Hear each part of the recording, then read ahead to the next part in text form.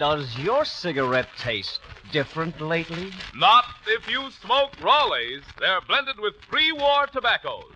Raleigh cigarettes invite you to beat the band. If you can. With Harry Solnick and the orchestra, yours truly, Marvin Miller, and starring that vivacious personality, the incomparable Hildegard.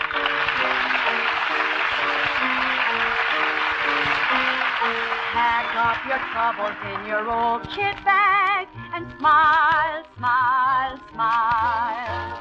While you've a Lucifer to light your bag, smile, boys, that's the style. What's the use of worrying? It never was worthwhile. So pack up your troubles in your old kit bag and smile, smile, smile. Come on, everybody. Pack up your troubles in your old kit bag and smile, smile, smile.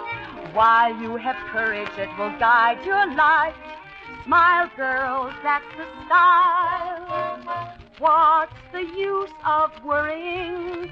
It never was worthwhile. So pack up your troubles in your old kit bag and smile, smile, smile.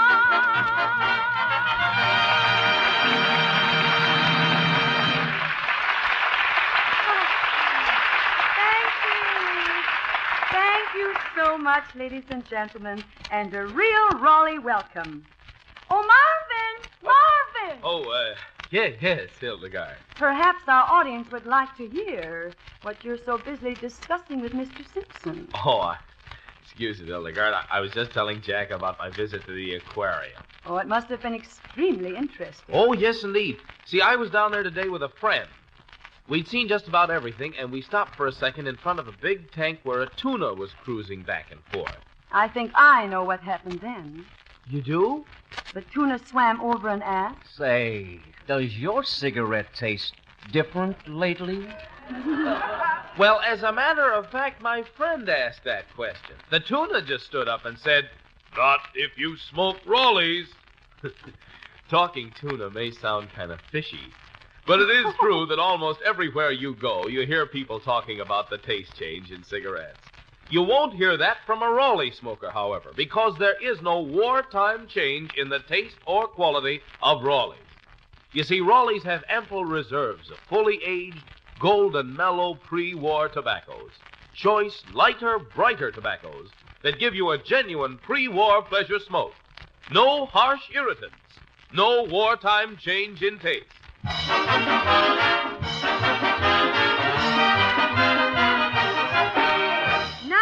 The band. Boys in the orchestra, remember, please, your part in our proceedings tonight. A carton of Raleigh's for each correct answer. Then each time a question is missed, every man in the band must throw a pack of Raleigh's on the old bass drum for the men in service overseas. The following is the unrehearsed part of the program. Very well, boys, are you ready? Yeah! That's the spirit. Here away we go. Hoot man, laddies. Hoot man. That's right. All right, wait till you're called on, Johnny Wolf. A penny for your thoughts. Sandy McTavish was in love with Maggie McPherson. So when he serenaded her beneath her window, he naturally sang the The answer is a 1938 hit. All right, Johnny Wolf, if you're so smart, what is it, please? It's not that statuesque lady you were talking about last week. You remember? No, not Venus de Milo. Oh, no, I think this one is called Penny Serenade. He serenades his lady friend McPherson with Penny Serenade. I made it. You made it. Sure. Well, now try and play it on the trumpet, and everything will be all right. Come on.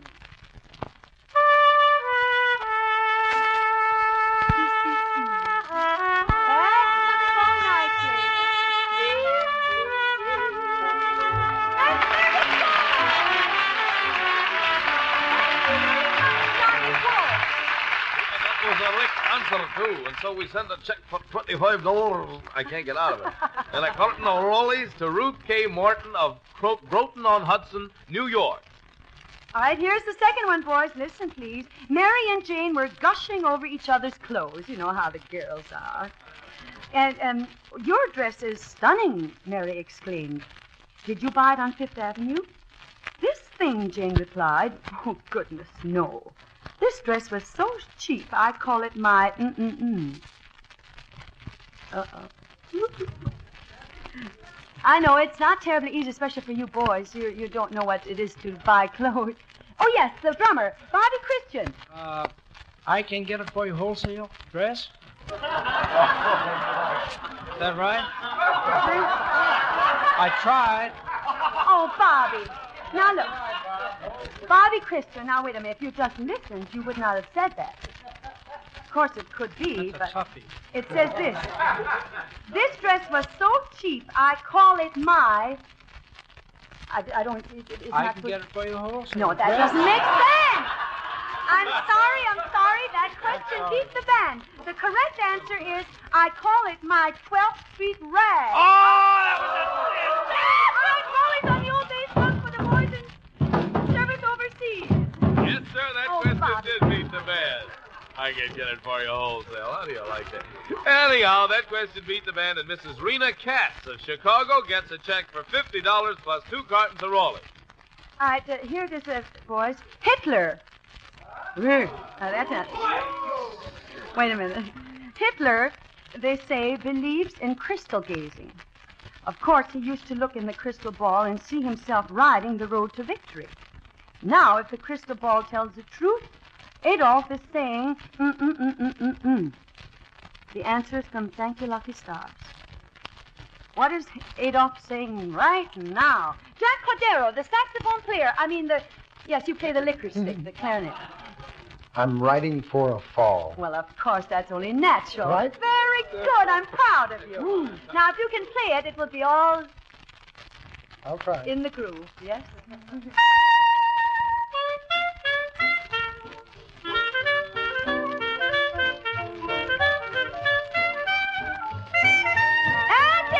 You got it.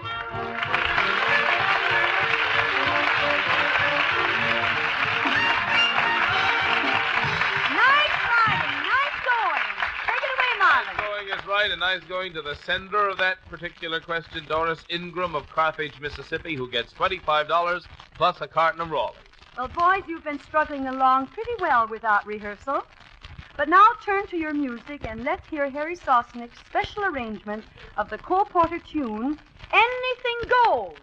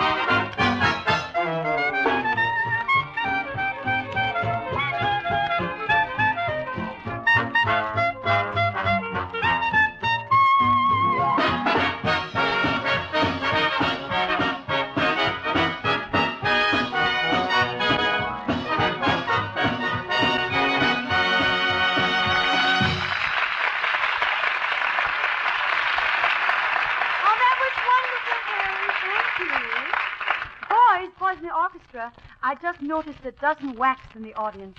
Right there. See them? Oh, you do? Mm-hmm. Well, then let's get on with the show. It's time to talk about Raleigh's, Hildegard. But, Marvin, on second thought, Hildegard, Raleigh's, remember? But I must talk to that smart-looking whack there. Will you please come up here, miss? Me? Yes, you, dear. That's it. Stand right there. But I don't know what to say. Well, then start by telling us your name. Well, I'm Sergeant Mary Jane McGuire. Ah, and a pretty name it is. But I want to know something. I can see you're proud to be a whack. And I know you have good reasons, haven't you? Hildegard, the best reason is my husband. He's in the army in North Africa, and I want him to come home as soon as he can. And the more that I can do, the sooner he'll be back. The men must do the fighting, but when they go overseas, they're forced to leave work here behind them. And if someone else won't do that work, it just won't be done. That's what being a whack means to me.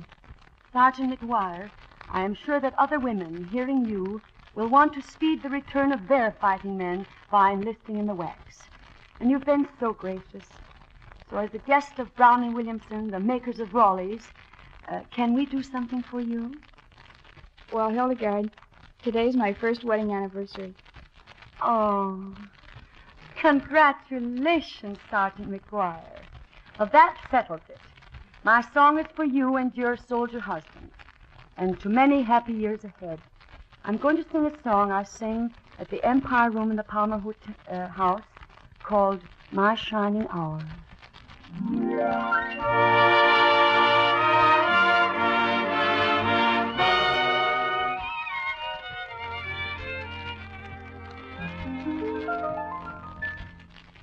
This moment, this minute, and each second in it will leave a glow upon the sky. And as time goes by, it will never die. This will be my shining hour, calm and happy and bright. In my dreams, your face will flower through the darkness of the night, like the lights of home before me, or an angel watching o'er me. This will be my shining hour till I'm with you again. Like the light of home before me, or an angel watching o'er me. This will be my shining hour till I'm with you again.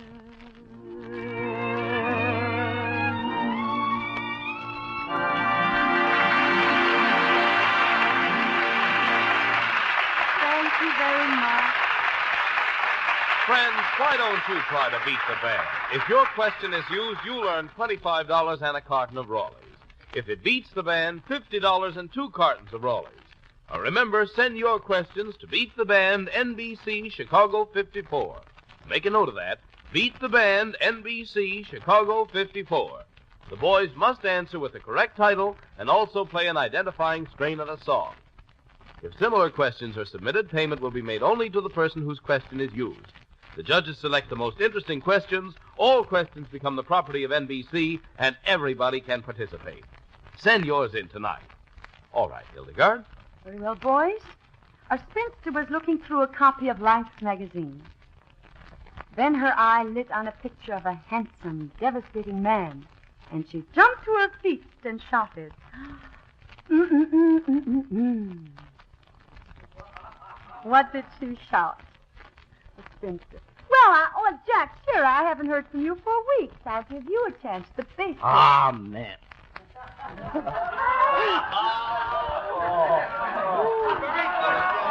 Oh, no. Oh, Jack Shearer, what ideas you have. No, I'm sorry, that is not the correct answer. Too bad. She said she jumped to her feet and shouted, "There's a man in my life." Life magazine. Oh, I'm sorry, that question beats the band. Rollies on the old base ground for the men in service overseas. Thanks just the same for the trial. Yes, sir, that's question number 2 tonight to beat the band. And Barbara Kotanek of Cleveland, your award is $50 and 2 cartons of Rollies. Oh, not bad, is it? Now we've got one. Un peu français. Now, I will speak this in typical Milwaukee French. Comprenez-vous français, mes garçons? Say oui, oui. That's good. Don't they speak well? They said oui, oui. That's nice. Now, well, just suppose Charles Boyer and Simon were talking over old times and places, like the Champs-Élysées, the Left Bank, Montmartre, Montparnasse. Now, mightn't one of them begin the conversation with the title of a 1940 hit by Jerome Kern? I'm sure this is quite easy if you know it. Maybe Ernie Pasoccio. The last time I saw Paris. Well, of course, that's quite natural. That shows you thought. Shows you really thought that out. Now, Ernie, inasmuch as this is my favorite song, and I've recorded it. I'm sorry, but I could, El Pluggo. Could you play it for me? I'd love to sing it. I saw Paris. Her heart was young and gay. I heard the laughter of her heart in every street cafe. The last time I saw Paris, her trees were dressed for spring, and lovers walked beneath those trees. Birds found songs to sing. Oh, thank you, Ernie. That was lovely. There you go, Marvin. Wasn't that nice? Oh, that's mighty pretty, Hildegard. We wish we had time to hear more of you. But we've got to send $25 and a carton of Rollies right now to Mrs. C.H. King of Detroit, who sent in that question. Now we have more truth than poetry. The foreman stopped and sternly said, "You're loafing, Mr. Jones. You know our men must have those ships. Get going, Henry Kaiser would agree. Hoagie Carmichael wrote this tune. I think I'll look over here for change. Well, let me have Leo out there. Eeny, meeny. I'll take Herman Clipano. Right. Yes, Herman. I think it would be Lazy Bones. You know our men must have those ships. Get going, lazy bones. Is correct. You wouldn't happen to have another record of this one that you could plug, would you? Well, I haven't a record of it, but I'd like to sing it. Oh, that's good. I just feel like singing it again. I need some help. I'd love it. Sleeping in the sun, I respect the gesture. Thank you, Herman. That was splendid. You're not lazy at all. All right, Marvin. This time, it's Mrs. E.B. Collins of Pittsburgh. $25 and a carton of Rollies to her. And a now few precise, polished phrases from our suave Mr. Miller. Oh, that's potent prose, Hildegard. I like that suave part especially. You do? Just like Raleigh. You know, smooth, mild, mellow tasting. Couldn't you just say Raleigh's are the perfect cigarette? Oh, all Raleigh smokers know that. And why do they know it, Marvin? Well, it's no secret that Raleighs are blended with choice, fully aged, pre-war tobaccos. I guess everybody knows, too, that Raleighs have ample reserves of the world's finest pre-war leaf. And then, of course, Raleighs stay factory fresh longer. They're doubly protected by the best moisture-retaining agent known, and flavor-sealed in Raleigh's exclusive inner wrapper. Oh, yes, lots of Raleigh smokers take advantage of the fact that Raleighs are sold by the carton. So economical, so convenient. How suave. Oh, gosh, me? No, Raleigh's.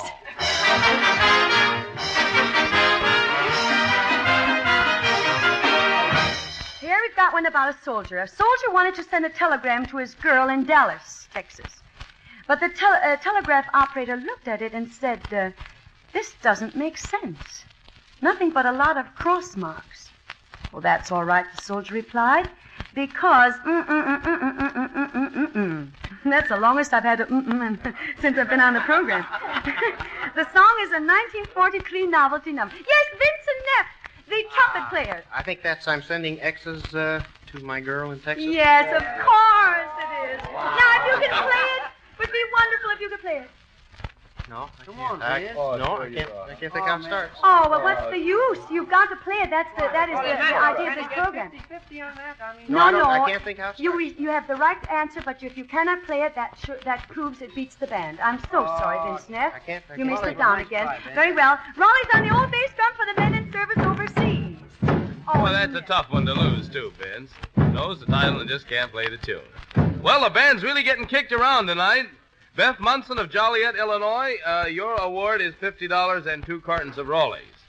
And now, Hildegard, it seems to me it's time to make with the arithmetic. Marvin, the pleasure's all yours. While you tally the scores, Harry Solnick, the orchestra, and I will add our talents all together and concentrate on a special Ray Noble medley.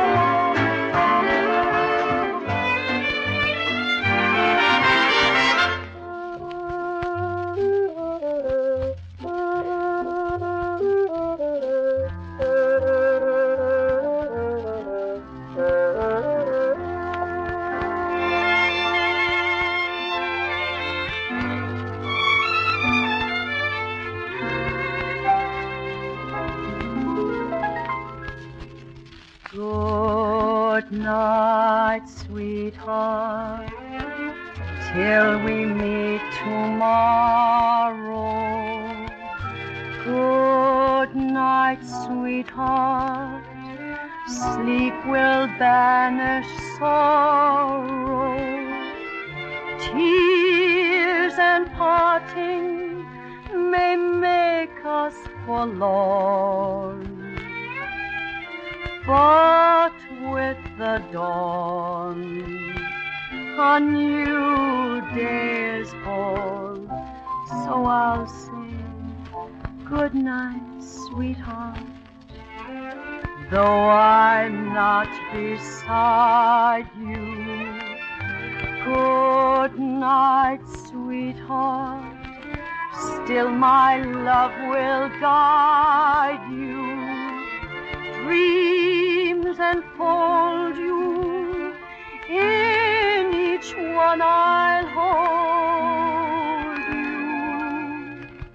Good night, sweetheart.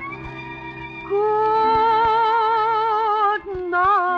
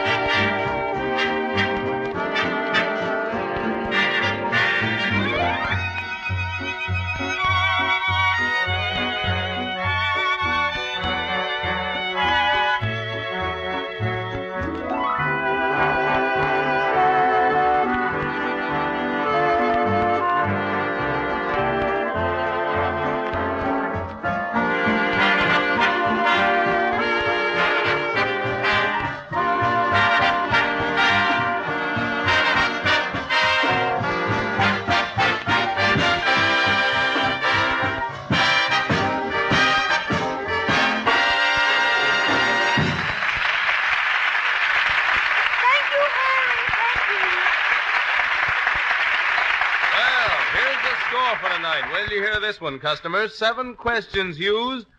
4 questions did not beat the band. For the use of those 4, to each person we award $25 and a carton of Raleigh cigarettes. And tonight, 3 questions beat the band. Award $50 and 2 cartons of Raleigh cigarettes.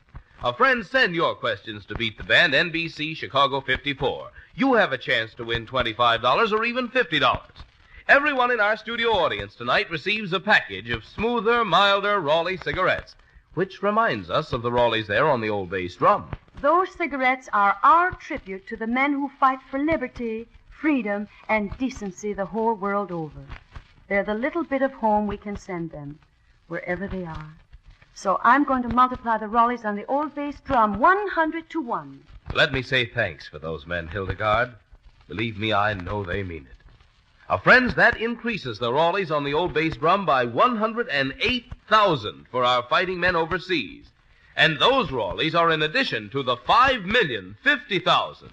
Yes, 5,050,000 Raleigh cigarettes, which were sent last week to our men in service at battle stations everywhere as free gifts of patriotic, civic, and fraternal organizations, labor unions, and the Brown and Williamson Tobacco Corporation. And this week, for particularly generous contributions, we say thanks a million to the Federal Trades Assembly, Duluth, Minnesota, and the cigar makers of Richmond, Virginia. Your cigarettes are on the way, men, and I know you like them, because Raleighs are blended with pre-war tobaccos. Wasn't it fun? Oh, of course it was. So join us again next Wednesday night at the same time when we'll have more clever questions trying to beat the band. Harry Solnick, the orchestra, and I, we all invite you. Until then, good fortune to all of you, and a good night. Good night, Hildegard. Friends, remember, send your Beat the Band questions to Beat the Band, NBC, Chicago 54. We invite you to hear Red Skelton Tuesday night, and again next Wednesday, Beat the Band with Hildegard. And remember, if your cigarette tastes different these days, smoke Raleighs for perfect taste. Darling, je vous aime beaucoup. Je ne sais pas what to do.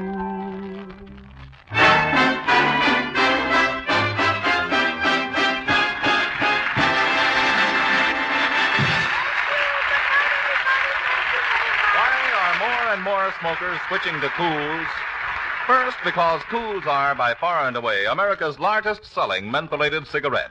Second, smokers have discovered what a pleasant difference Cools' mild taste of menthol means to a good start-off. Try Cools yourself. See how they keep your mouth mint cool, refreshed through hour after hour of smoking. When their throats are irritated, extra sensitive from a cold, many people smoke only Cools. So isn't it just cool logic that Cools will taste better all the time? Heed the advice of wise Mr. Penguin. Yes, it is logical to smoke Cools, America's logically milder, by far and away America's largest selling mentholated cigarette. Cools.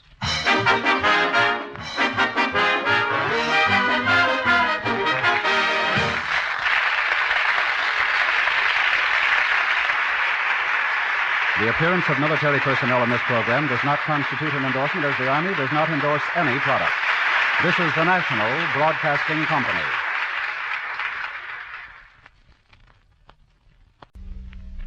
Does your cigarette taste different lately? Not if you smoke Raleighs. They're blended with fully aged, fully mellowed tobaccos. Raleigh cigarettes invite you to Beat the Band. If you can.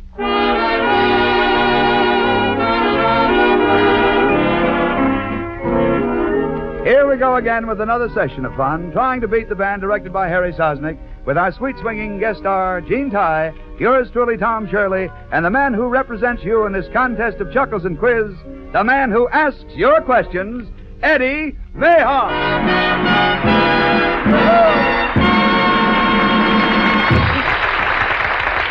Thank you, ladies and gentlemen, and thank you, Tom Shirley. Now let's get to our questions and concentrate. That is, if we can get our minds off the heat. Boy, Tom, there are a lot of those old hot weather stories going around, aren't there? Oh, that's right, Eddie. Yes, That's indeed. right. Like the one where the fellow said it was so hot where he spent his vacation and there were no trees, so they all sat around. Take turns sitting in each other's shade. That was a swell story, Eddie. Yes, it's Funny, wasn't it, Tom? Yeah. And then there was that old one where it was so hot up on the farm that we had to fan the cows. So she wouldn't give white steam. I remember that. Oh, that's wonderful. Oh, that's marvelous. Yeah. There was a one where we had to, so hot we had to feed the chickens cracked ice to keep them from laying hard-boiled eggs. Say, I'm going to get on this show if it kills me. Will you play, Harry? Gosh.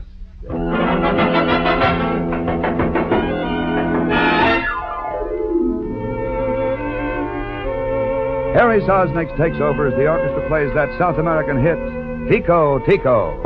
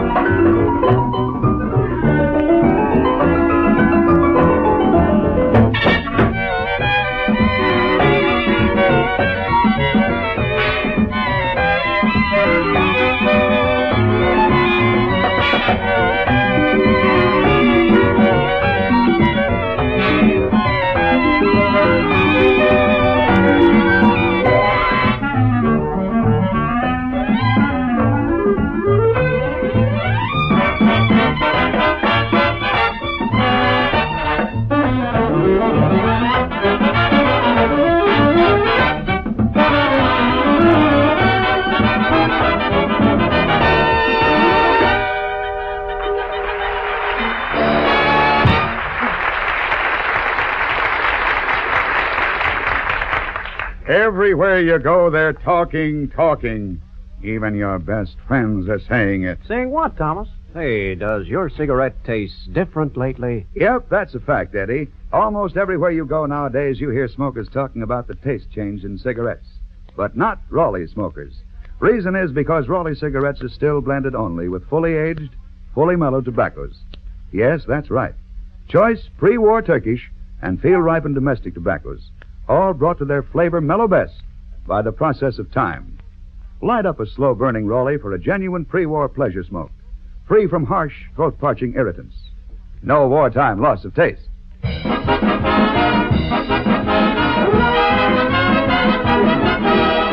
All right, and now the rules of Beat the Band. It's $25 and a carton of Raleigh cigarettes for each right answer. But each time a question is missed, $50 and 2 cartons of Raleigh cigarettes. Besides, on each miss, we all throw a pack of Raleigh cigarettes on the old bass drum for our men in service overseas. And that goes for you, too, Gene Ty, honey. Any questions, Tom? Oh, Eddie, you're the man with the questions. Yes, sir, I got them, and I'm going to ask them. So let's get on to the unrehearsed part of the Beat the Band program. Are you fellas brighter than you look? Why, sure. There you have the best recommendation for the meatless diet, ladies and gentlemen. All right, our first question. A sailor far away from home received a letter, and with it, a baby's picture. When his commanding officer saw the snapshot, he said, "Is that your child?" And the sailor answered proudly, Walter Donaldson wrote this old favorite back in 1925, and Mrs. Sidney Phillipson of Buffalo, New York, sending the question. I'm not going to waste any time tonight. I see Paul Rickey has got an intellectual hand stuck out in front of him there. I bet you anything he knows something. How about it, Paul? Yes, sir, that's my baby. Yes, sir, that's my baby, did you say? That's right. That is the right answer, and can you play it on the licorice stick? Mm-hmm. You. Just play. Well, I'll be doggone.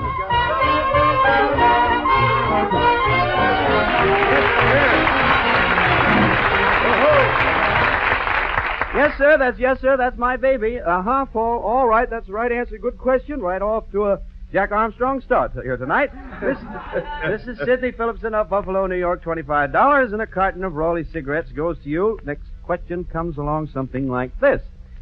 A fellow out to impress a new girlfriend ordered her sent 24 American Beauties. Right afterwards, however, he heard she suffered from rose fever.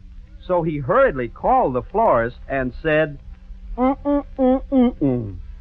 This torchy song came out in 1941. Viva Cumin of Marshall, Wisconsin. And, honey, if I haven't said your name right, please forgive me. Has sent in a very excellent question, and I see practically no hands except Haig Stevens, who is ready to do a stand-in for Monty Woolley's beard. Haig, have you got anything on your mind about this? Why, he said cancel the flowers. Cancel the Flowers Why, is the right sure. answer. Can you play it, Haig? No, I haven't ever even heard of the tune. I haven't even ever heard of the tune. I never even heard of it either. What? Can't even get a note or anything out of that? Not a peep. All right then. That question beat the band, definitely.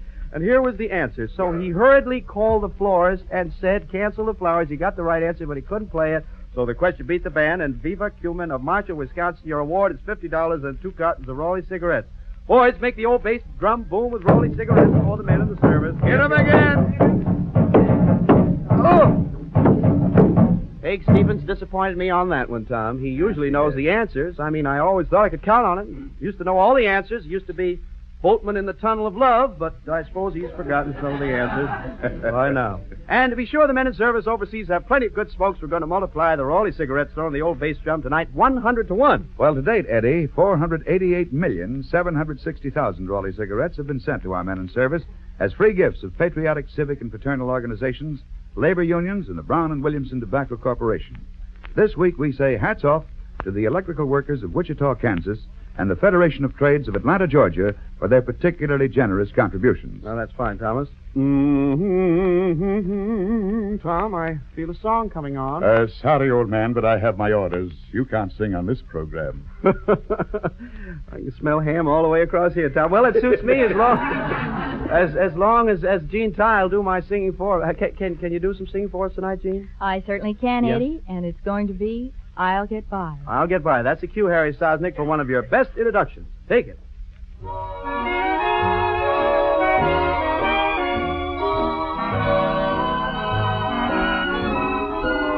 I'll get by as long as I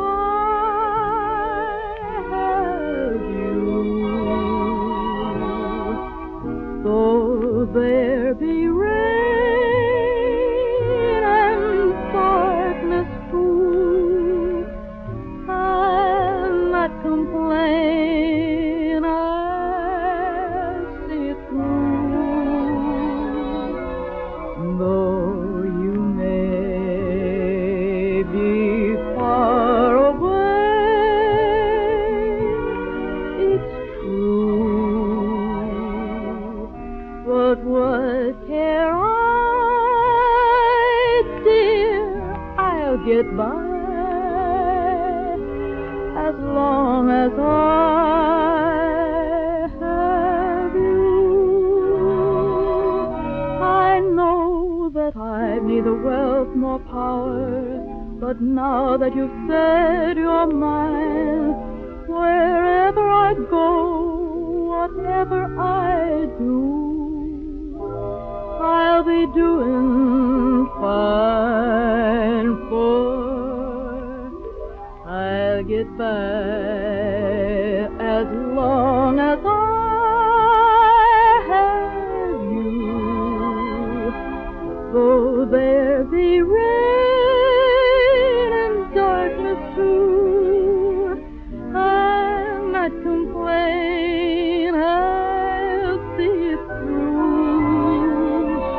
Though you may be far away, it's true. But what care I, dear? I'll get by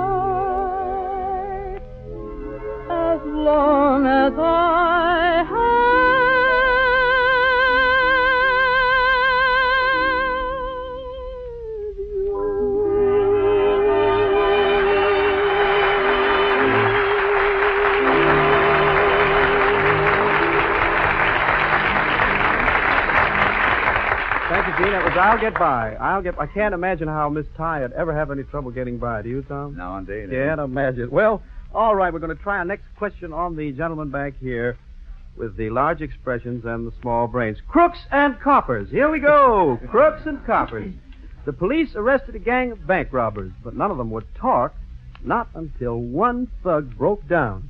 Hearing this, the ringleader said to his pals, Okay, we'll talk. If that rat's gonna sing. The answer is a 1940 novelty hit, and the novelty certainly hit my larynx, too. All right, Dorothy Kuhn of Gloversville, New York, sent in this very dancy question here, and ignorance almost set in there, but with the hot weather. How about Willis Kelly from... I'll take a chance. You'll take a chance. Oh, Willis Kelly from Sleepy If Valley... that rat's going to sing, let's all sing like the birdies sing. He got in there too fast. I couldn't get in my ad lib. Well, I had to keep it All character. right, Willis, you got the right answer. Now, the next question is, can you play it? No, What? no. Wait a minute. I'm sorry, ladies and gentlemen. The Judging and Investigating Committee says that was not the right answer. That's not the right answer. What is the right answer? Oh, yes. Let's all sing together is the right answer, Willis. Sit down and be very quiet while I try to get myself out of this large hole that you have left here for me. All right. Well, he gave the wrong answer, and I'll tell you what the right answer was. The ringleader said to his pals, okay, we'll talk. If that rat's going to sing, let's all sing together. So the question beat the band. Well, it was very close for a Kelly. All right, the question beat the band. Boys, make the bass drum move with cigarettes for men in the service. Oh, please, will you? Roll these cigarettes. And by the way, Dorothy Kuhn of Gloversville, New York, congratulations. We'll send you a check for $50 plus 2 cartons of Raleigh cigarettes. I see that we not only have cigarettes, we have cartons thrown on the old base. You know, Willis, I was only wishing that it was that. You see, I had that song on the mind. Let's all sing like the birdies sing. You know, I wish it was that song because I do wonderful imitations of birds. Would you give me a little bird music back? Not what you're thinking, though. No. Just a little, the 1, 2, 3. Let's all sing like the birds. I love this song, Tom. Let's all sing like the birds sing. Do many other imitations, too. For example, the wrinkled beak swamp hawk. Once again, please. Just keep that going. Never stop. I'll pay you after. I gave you $1.98 yesterday. What do you want? The wrinkled beak swamp hawk, Tom. Let's all sing like the... There's a similarity there. I would do the flat-chested flea catcher, but the OWI forbids it. All right, let's go right on. Here's the next announcement. Friends, why don't you pay off the mortgage on the old homestead? For details, I now refer you to Tom Shirley. And here are the details. For each question we use, you get $25 and a carton of Raleigh cigarettes. If your question beats the band, $50 and 2 cartons of Raleigh cigarettes. Mail your questions to Beat the Band, NBC, Chicago 54. The boys in the orchestra and our young lady in song must answer with the correct title and also play or sing an identifying strain of the song. If similar questions are submitted, payment is made only to the person whose question is used. The judges select the most interesting questions. All questions become the property of NBC. Have you got it, folks? So send your questions. Send your questions to Beat the Band, NBC, Chicago 54.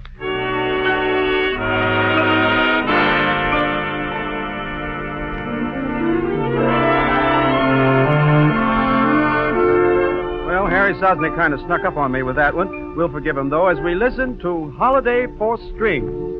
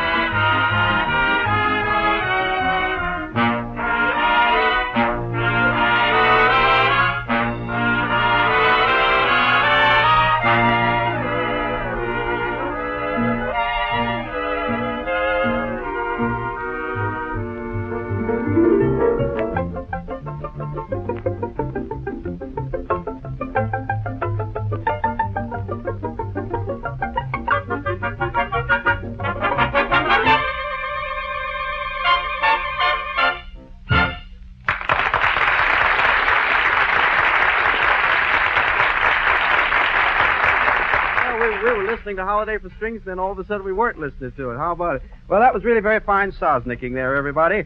And by the way, ladies and gentlemen, the secret is out. You may now obtain the book on how Harry does it. The book is entitled How I Lead a Band by the Simple Solnick System of Necromancy, Witchcraft, and the Ordinary Lead Pencil. 10 cents at your nearest haunted house. All right, now here's our next question. It goes a little bit like this. We have all English in the band tonight. Here is a stinger. Here's a stinger. See if we can get this together. Junior ran inside the house bawling. His nose was red and swollen. Goodness, Junior, his mother said. What happened? And Junior replied, I got in the way of This Rimsky-Korsakov classic is a Harry James favorite. Bonita Hand of Birmingham, Alabama, sent in the question. Jim, you've got to take Larry Binion right here. Larry Binion on the saxophone. The Flight of the Bumblebee. Flight of the Bumblebee is right. I just dare you to play it. Dare you to play it. They'll call it the Flight of the Stumblebum after Flight I of the Stumblebum. You got that track right off of last week's show. Keep the Let's price sue you down for there. that, Larry.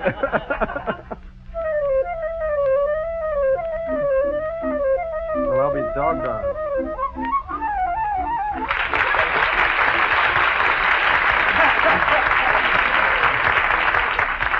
Well, the Judging and Investigating Committee says that there were 2 right notes in that, so that we will accept that for the right answer.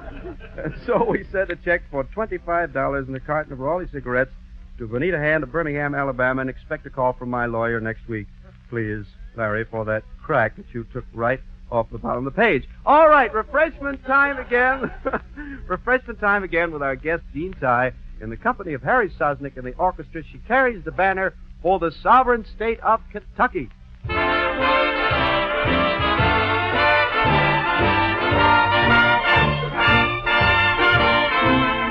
Soon I'll be going where the fall breeze is blowing in Kentucky.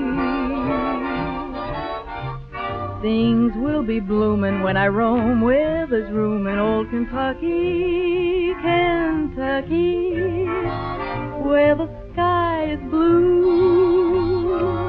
and the grass is too, and the sunny style of welcome and smile is made to order for you. Somebody's waiting to begin celebration in Kentucky. I'm not denying that my heart will be flying when I get to Kentucky. I'll declare it's heaven with all those wonders in store.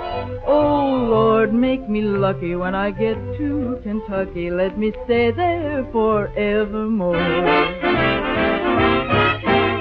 Soon I'll be going, salt breeze is blowing in Kentucky.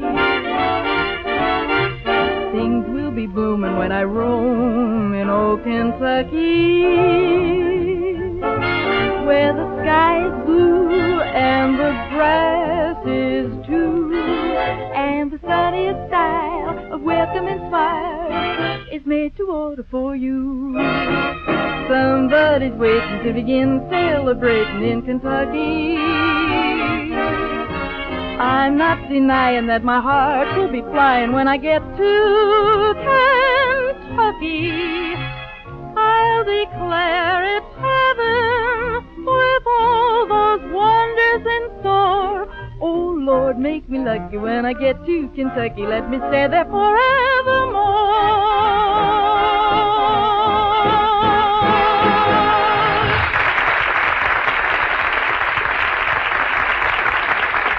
Well, Gene, Kentucky's proud banner was carried mighty high, wide, and handsome that time. You could almost get a breath of the old sweet meadowgrass in there, couldn't you, Tom? Hear a few of those Kentucky warblers almost. Hail Louisville!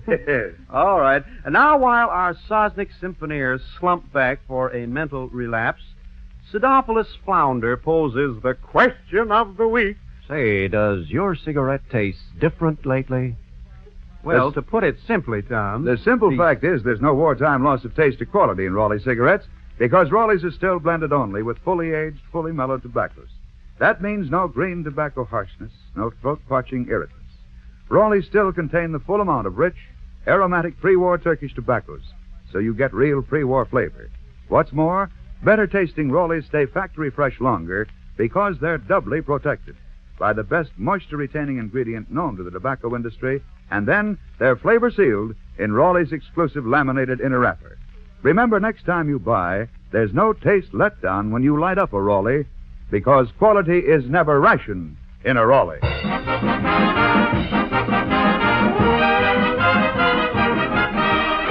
All right, folks, here's a real test of memory. If you'll recall, the Allied invasion of France was delayed one day because of Harold Arlen wrote the Standard Torch song in 1933. R.M. Lease of New York sent in a question. A lot of hands up. Everybody's hand is up tonight. Everybody's. You notice that? Everybody's got the. Looks like you guys look like a bunch of Rommel's men. Well. How about our singer Gene Ty? Sticking out there. Well, just almost missed your hand, honey. Stormy weather? Stormy weather is right. Can you sing it, dear? I think so. Sal, will you play it in C? See, that's the one key sound, but he's all right in that key, Gene. Don't know why there's no sun up in the sky. Sings just like my cousin makes coconut layer cake, honey. That was right answer and the right song, and $25 plus a carton of Raleigh cigarettes goes to R.M. Lee's. Sorry, New Eddie. York. This is where I come in. Oh, that's you again there, Tom. What are you going to do? You're going to go back and add up the scores? Yes. All right, yes. You go right back and way back, too, with that yes. And while you're doing that, Tom, the rest of us will give our undivided attention to the orchestra and Gene Ty as they get together in a Gershwin medley from that swell show, Of Thee I Sing.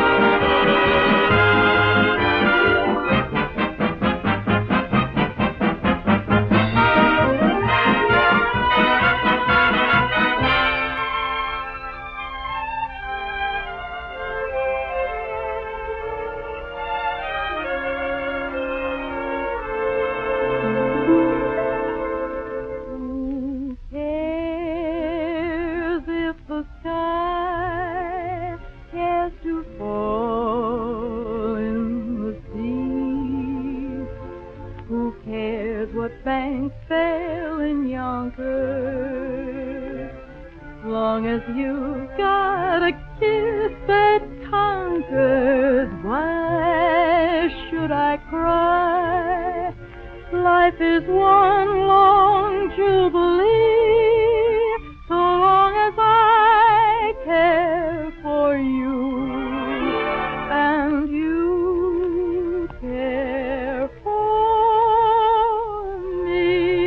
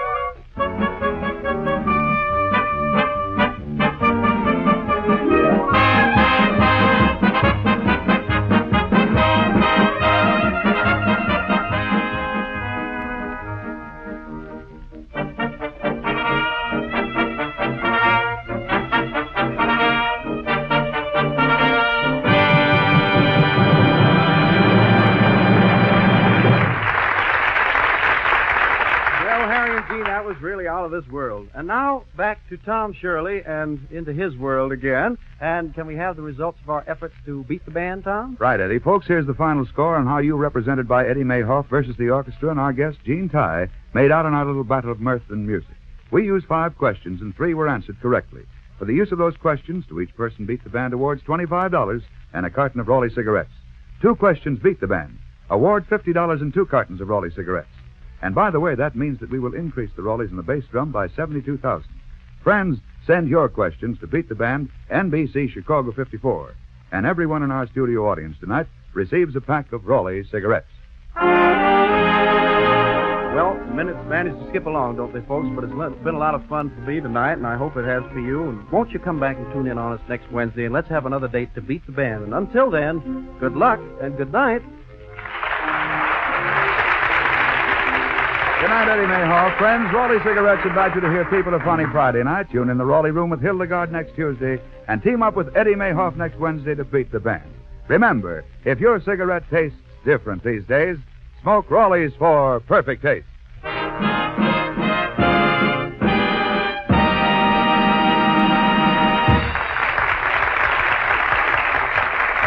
Top seller and still climbing, Cools, America's largest selling mentholated cigarette. For round-the-clock smoking enjoyment, make it a rule to smoke Cools. No matter how often you smoke, Cools taste mild, smooth, mint fresh. It's the mild dash of menthol that does the trick. Keeps Cools tasting so right, pack after pack after pack.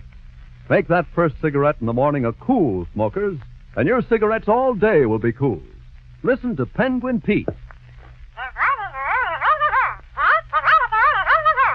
Yes, it is Logic-Cool to smoke Cools. America's logically milder, by far and away America's largest selling mentholated cigarette. Cools.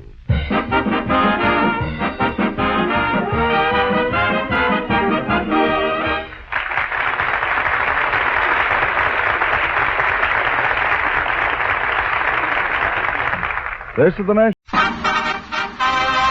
General Mills, makers of kicks, invite you to beat the band.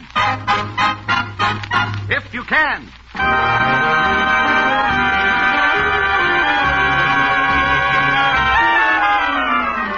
General Mills, makers of Kix, K-I-X, Kix, that delicious new ready-to-eat corn cereal that comes in delicious round golden bubbles, brings you another session of that new novel radio game, Beat the Band, featuring Ted Weems and his music, Perry Como, Marvel Maxwell, Elmo Tanner, Orm Downs, Country Washburn, Red Ingle, and Parker Gibbs, who join with Gary Moore to bring you this opportunity to beat the band.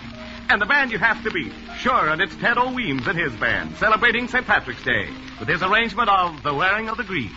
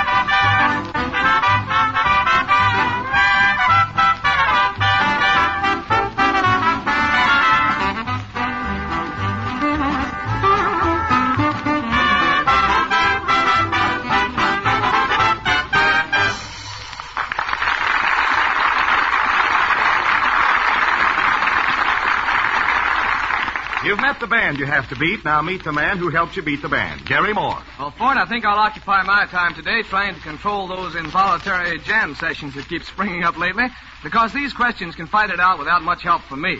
And need I mention that each question used today will earn the writer of that question $10. Besides that, double money, $20, and a case of kicks is guaranteed to those whose questions beat the band. But it may be much more, because we have a $100 bonus to divide among those who beat the band.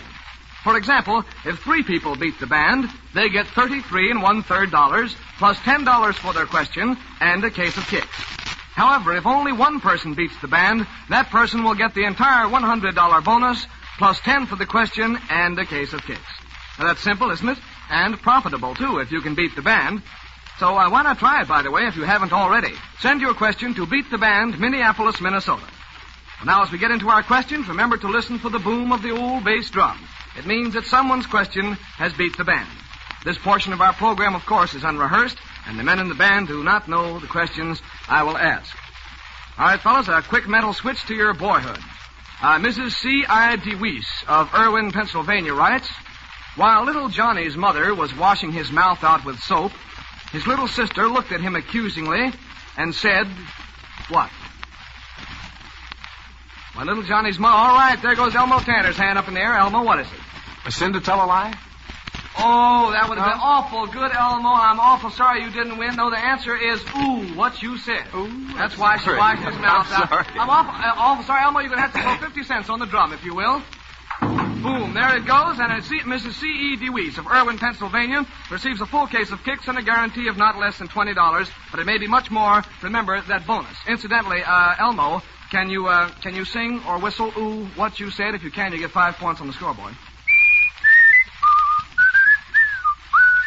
All right, good enough. I give you your 5 points on the... I'm surprised he can whistle. You know, Elmo is now 3 days a father. Isn't it cute? 3 days, George.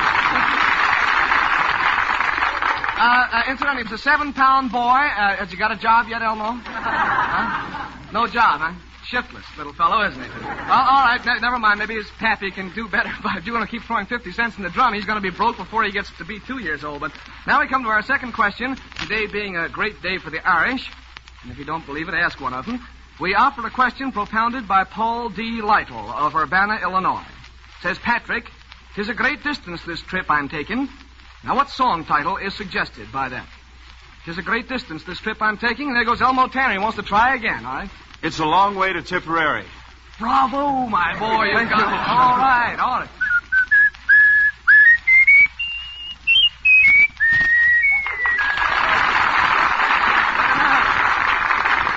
And so Elmo Tanner gets 10 points up on the scoreboard and doesn't have to feed the old bass drum. Now, here we go into our third question. Are there any leathernecks in the crowd? Graham Moore of Seattle, Washington writes, what very popular song is suggested by the motto of the United States Marines, Semper Fidelis? What very popular song? All right, there goes Parker Gibbs, hand up in the air. Semper is faithful forever. That's absolutely right. Semper Fidelis means always faithful. Always faithful, yeah. Good enough. Can you play it? All right.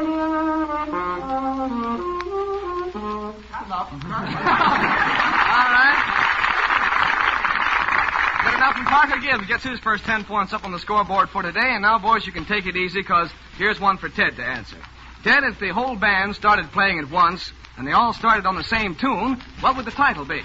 Well, if they started to play the one we rehearsed, and they better, it would probably be Make Love with a Guitar. And I wouldn't be surprised if Perry Como sang it.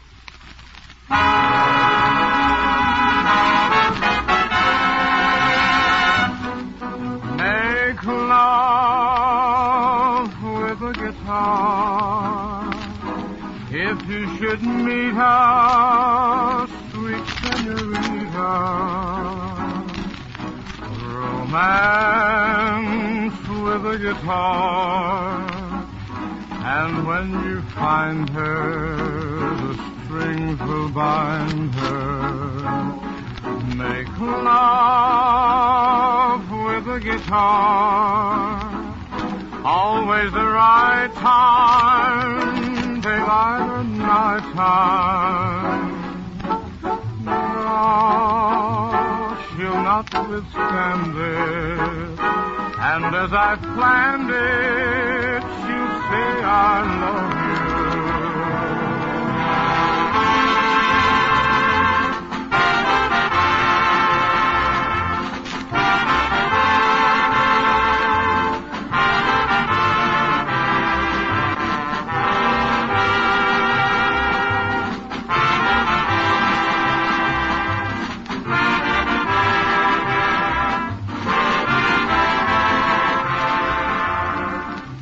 make love with a guitar. Always the right time, daylight or night time. Now she'll not withstand it, and as I've planned it, she'll say I love you.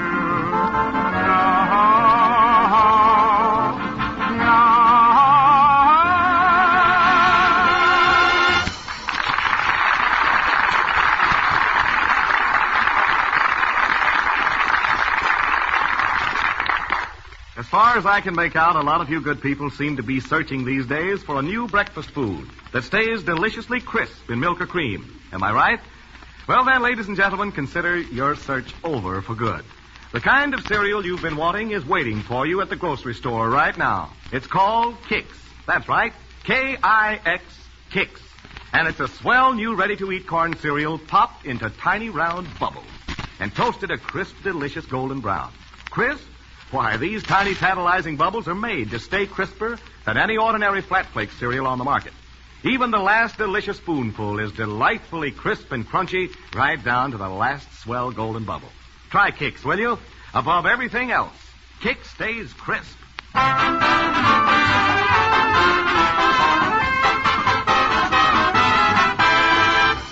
And we barge into our second load of questions with only one person having beat the band so far, with Elmo Tanner ahead to collect the money and the big bass drum at the end of the program. Now, on this session, boys, we'll start with a loud rah-rah and then get into this question from Miss Cecily Warner of the Bronx, New York.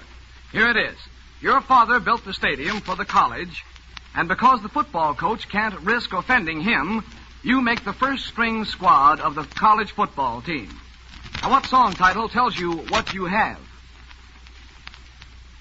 It's from a show, from a musical comedy. Your father built the stadium for the college, and because the football coach can't risk offending him, you make the first-string squad of the college football team. What song title tells you what you have? Does anybody know the question slipping by? I'm sorry, gentlemen, the answer is Varsity Drag. That's how you got on the team, you dopes. All right, and all of them rise as one and throw 50 cents in the drum. Good enough? All throw 50 cents in the drum to be collected by the winner at the end of the program. And Miss Cecily Warner of the Bronx, New York, receives $20 in cash, a minimum, plus a whole case of Kix. That's a lot of Kix, 24 big packages, but the new Crisp Assured Kix package will keep it fresh. All right, now we come into our second question, a broth of a bit of a one, too. Mrs. Sarah E. Nugent of Philadelphia, Pennsylvania, who writes that she's visiting her daughter in Cincinnati, Ohio at the moment, writes that a certain gentleman with red hair and blue eyes got lost in the big city. What song tells the story? Certain gentleman with red hair and blue eyes got lost in the big city. What song tells the story? All right, here's Red Angel's hand going up. Could it be anybody here seen Kelly? It not only could be, it is. Good for you, Red. You surprised me more than you did yourself almost. Can you play it? Huh? Oh. Good enough. Red Engel, of all people, being Irish as he can be, should be able to get that. We've got a lot of Irishmen in the band today. Rosie McCarg, Jack O'Brien, Hobart Donovan, Irish as he can be, writes the script. Bucky Harris, our director, is Irish. Gary Moore, I'm half Irish. I guess I count half. Then, of course, that old Irishman sitting in the back row, Pete O'Beelman, on trombones, a great Irish booster, too. But incidentally, Red, you get your first 10 points up on the scoreboard as we come into our next question. Oh, this 1940. Mrs. Pater Wenge of, and I hope I'm pronouncing that correctly, Wenge of Hawley, Minnesota, wants you to tell her what song, popular in 1918, is a discouraging warning to young ladies who are looking about, intending to make the most of leap year.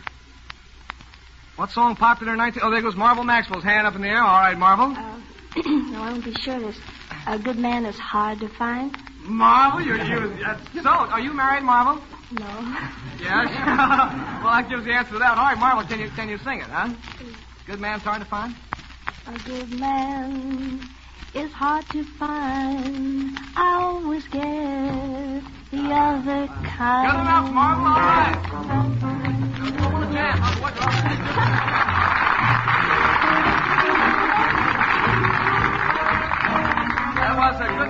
hard to find with the band trying to get in. Apparently a good note's hard to find nowadays, too. That gives Marvel Maxwell her first 10 points up on the scoreboard. And Marvel, incidentally, is wearing that very same lovely spring bonnet she had on last week with the white flowers on it. That's a very good idea, Marvel. I know a radio actress who took the flowers off and planted string beans and spinach. So in case she lost her sponsor, she'd have something to eat on. It's probably a good idea for you. Now let's go on to our next question, fellas. Chew on this one for a while. Alan McKenzie of Runnymede, New Jersey writes, a dentist is measuring a new patient for a set of false teeth. What song title tells you what the dentist might say to the patient as he prepares some wax? You fellas rather go home, or shall we keep on with the program here? A dentist is measuring a new patient for a set of false teeth. What song title tells you what the dentist might say to the patient as he prepares some wax? Little logic should give you that one. Rumble of discontent, but that doesn't help a bit. The answer is my first... I gave it away now. It's too late, Parker. What were you going to say, huh? What were you going to say? I was going to say an image of you. Well, that's almost... No, it's my first impression of you. Doggone, you were close there, Parker. You were too late anyhow. The whole band has got to put 50 cents in the old bass drum. It's getting awful crowded in there, too.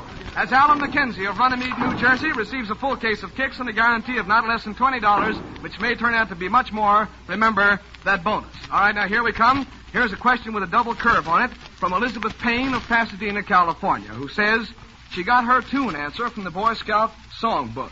And her question is this. A young nursemaid was taking her charge for a ride in his perambulator. The lad, a son of a wealthy and prominent family, was inclined toward illness. What old standard song describes the two of them, the nurse and the little boy? I'll try to give you that startling word picture once again.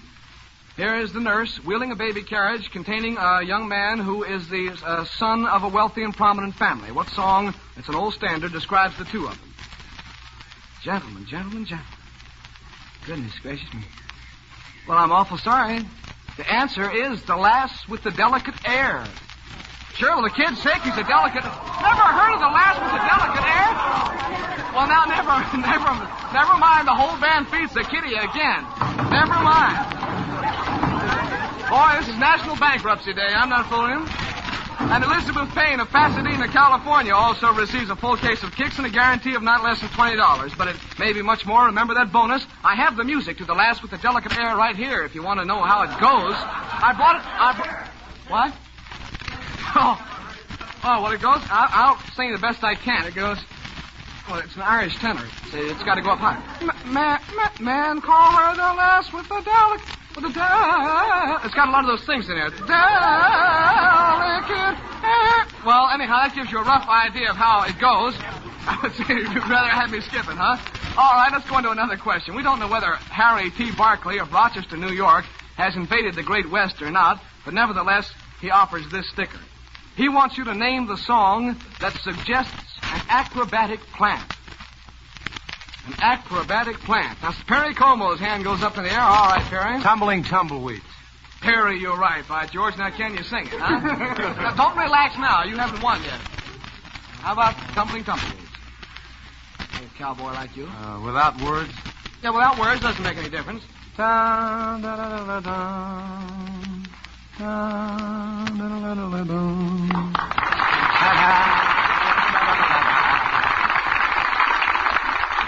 A little weak, but we'll give you 10 points on the scoreboard for that. And, boys, at this point, much palaver has flowed under the bridge work, and it's high time we hied us to a tune. Let's them and you play, huh, Ted? Well, there's nothing we work at better than our playing, Gary. We'll try to prove it with Holiday. Elmo, will you whistle it, please?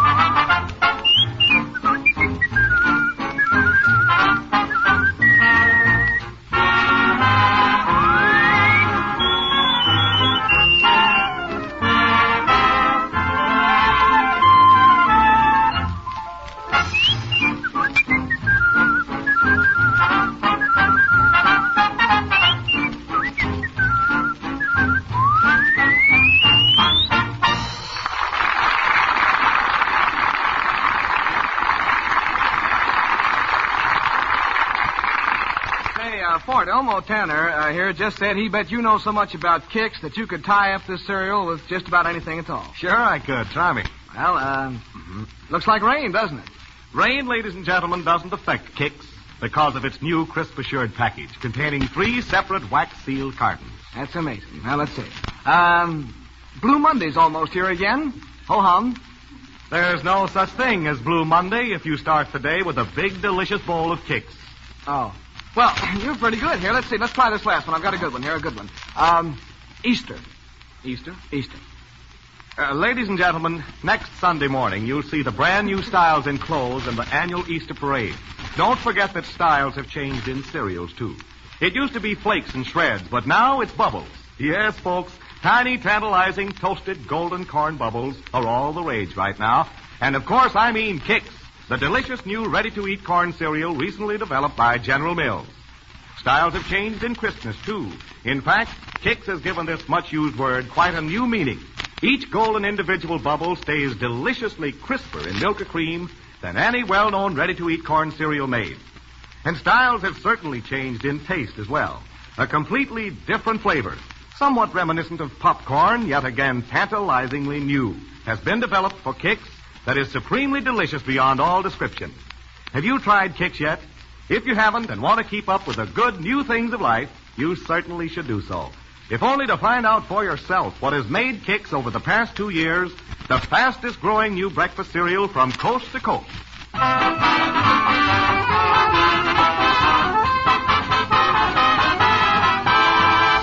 Right-ho, and here we go into our last group of questions with 3 people having beat the band so far, and looks like Elmo Tanner is still ahead. I beg your pardon, 4 people have beat the band so far, and Elmo Tanner is still ahead for collecting the money on the big bass drum. Fellas, you'll have to do better in this last bit here. We have here a little missive from Brooklyn, New York, penned by Mrs. C. Sewell. Writes Mrs. Sewell, an actor just getting started in Hollywood and wanting lots of fan mail to prove his value to his studio, might do what a popular song of 3 or 4 years ago suggests. What is the song? Oh, everybody's hand. Joe Hooven, you haven't answered one so far today. Joe, what do you think? I'm going to sit right down and write myself a letter. That's right, and a very good idea, too. All right, Joe, can you play it on your trumpet?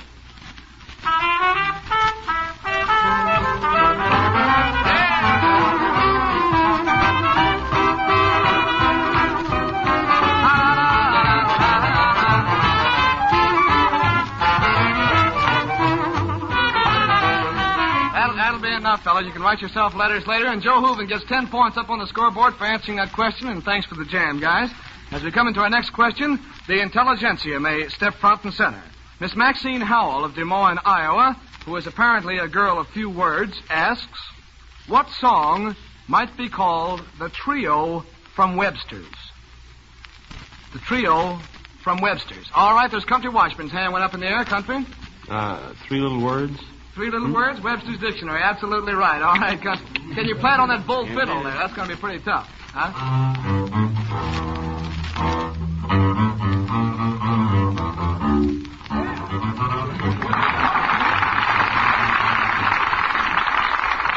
Say the bass fiddle was much of an instrument for 3 little words, but anyhow, we'll give you 10 points up on the old scoreboard, Country, as we come into our next question.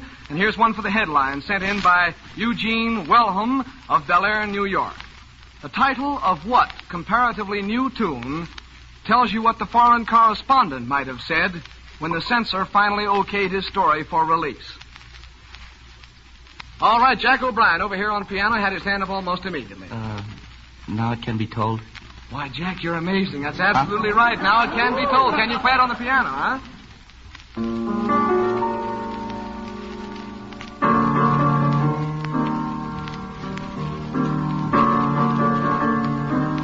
Put it up, that's it. Good enough, and Jack O'Brien, another good Irishman, gets 10 points up on the scoreboard. As we come into our last question, we have a contribution from J.K. Mooney of Cumberland, Maryland, who writes, if you started a small riot, the city's finest would probably take you riding. And what would you ride in? All right, Rosie McCarty. Everybody's hand pretty near. Black Mariah? Black Mariah. You sound like an experienced man. Can you play it, huh?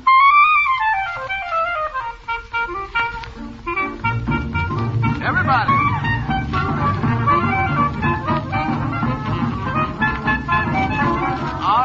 Time time's up, Jerry, and I've got a few scores to settle around here. Well, Jiggers, fellas, I guess he means it, Ted. Well, we'll go for a ride until he quiets down, Gary. The tune is Tea for Two, boys, and on your way.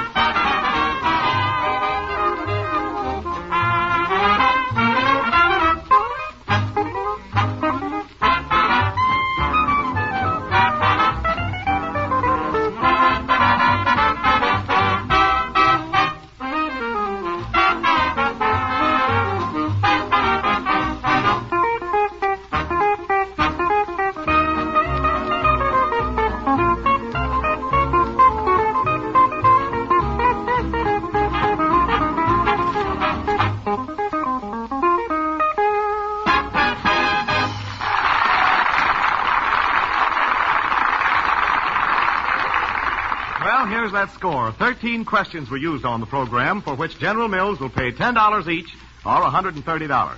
4 questions beat the band, so those persons share equally in the $100 bonus plus $10 for the questions, receiving $35 each. That adds up to a grand total of $230 paid for questions. And along with the other winners goes Elmo Tanner, who picks up the cash in the old bass drum today. Thanks a million, you band beaters, and all of you folks who contributed questions. We hope you have fun with that check you're going to receive shortly. And to everyone else, we want you with us as spectators every single Sunday, but we'd like you to get in the game, too. So why not send a question to Beat the Band, Minneapolis, Minnesota? We'll be waiting for it.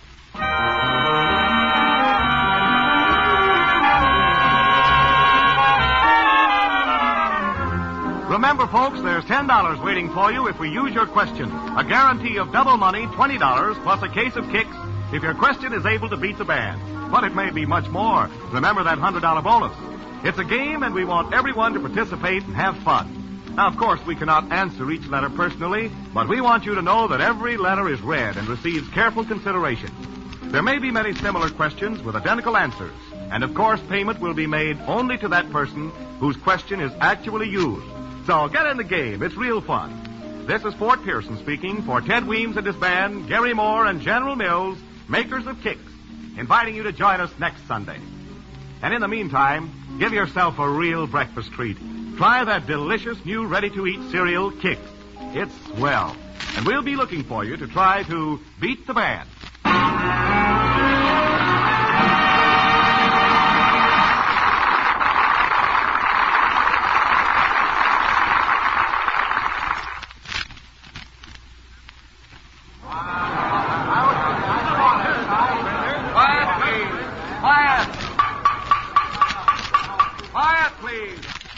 Thank you. Ladies and gentlemen, in your search for something really new and different for breakfast, I wonder if you've run across Kicks yet.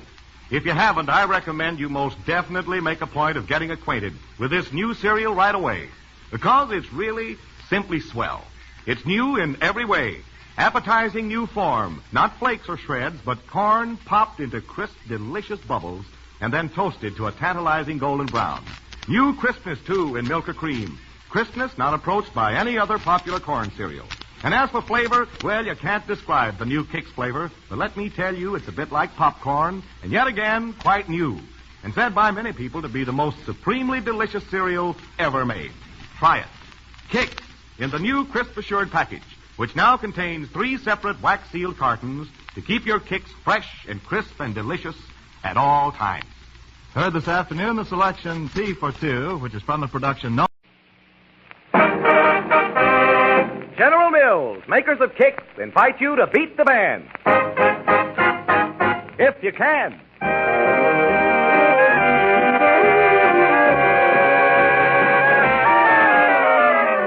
General Mills, makers of Kix, K-I-X, Kix, the delicious new ready-to-eat corn cereal that comes in delicious round golden bubbles, brings you another session of that new novel radio game, Beat the Band, featuring Ted Weems and his music, Perry Como, Marvel Maxwell, Elmo Tanner, Orm Downs, Country Washburn, and Red Ingle, who join with Gary Moore to bring you this opportunity to beat the band. And, of course, you'd like to meet the band you have to beat, so here's Ted Weems and his band playing You Little Heartbreaker, You.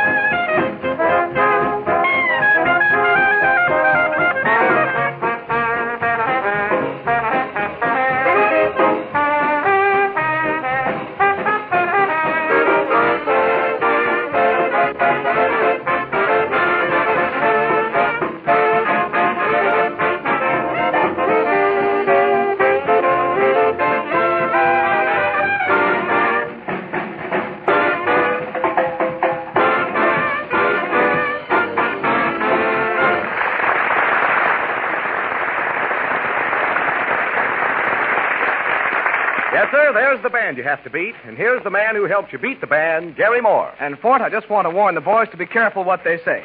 Now, if you folks recall, week before last, we made a remark to our good friends in Minneapolis about adding another station. Well, we were only kidding, but, gosh, the folks at General Mills took us seriously, I guess, because today we welcome to the Beat the Band network station WJAR, Providence, Rhode Island.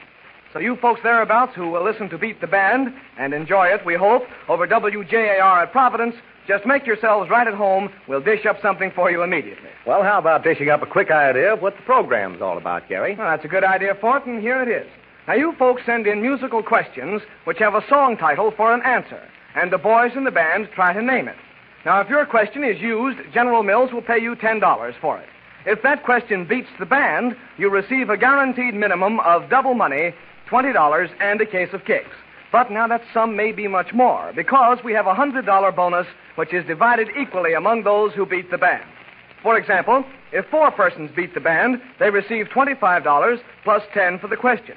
However, if only 1 person beats the band, that person receives the full $100, 10 for the question, and a case of Kix. So you folks in Providence, by all means, join in and send a question to Beat the Band, Minneapolis, Minnesota.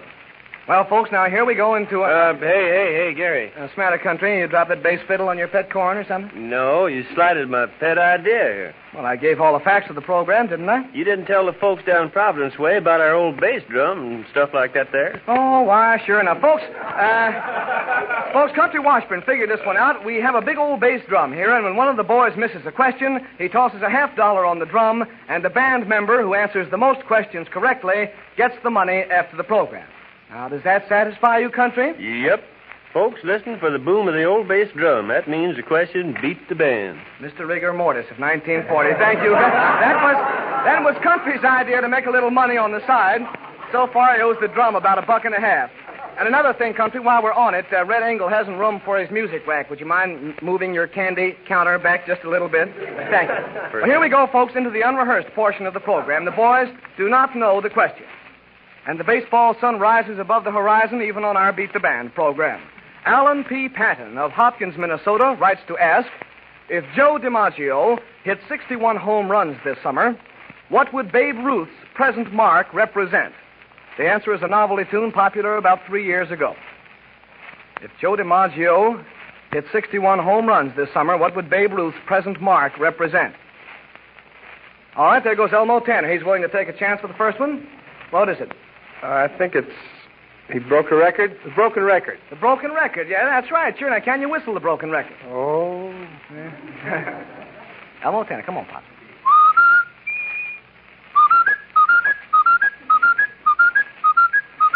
Look, oh, no, I didn't get that from it. You don't get that same phrase repeated over again. You've got to do anybody can do that. Now, give me the melody. Huh?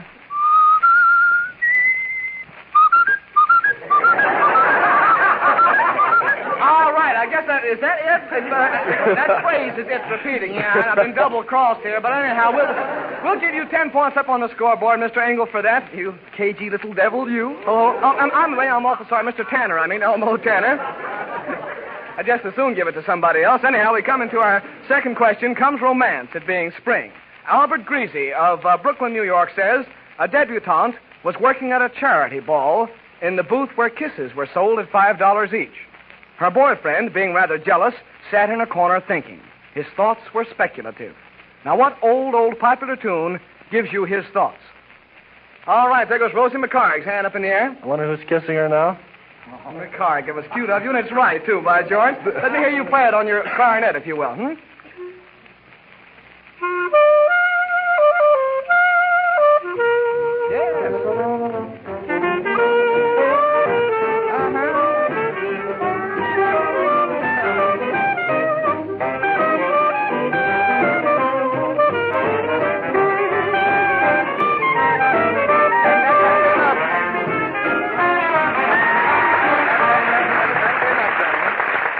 We've still got some program left, and it looks like Rosie McCarty gets his 10 points up on the scoreboard as we come into another question, and here's a little bit of poetical whimsy from Mrs. Kate Stigler of Chicago, Illinois. Listen closely, boys, and I'll remind you that it's answered by a pop tune of about 2 or 3 years ago. Here's the poem. The stalwart lad was thinly clad. The day was cold and dreary. His little queen, with anxious mien, said to him, "Listen, dearie, we'd better part, or bless your heart, you'll surely freeze and die." He made a jest of her request. Now, what was his reply? All the hands going up at once. All right, let's have Marvel Maxwell over here in the canary section. Marvel, what is it? I've got my love to keep me warm. That's right. Hey, Marvel, you got it. Sure. All right, look, can you sing I've Got My Love to Keep Me Warm? Snow is snowing, the wind is blowing, but I can weather the storm.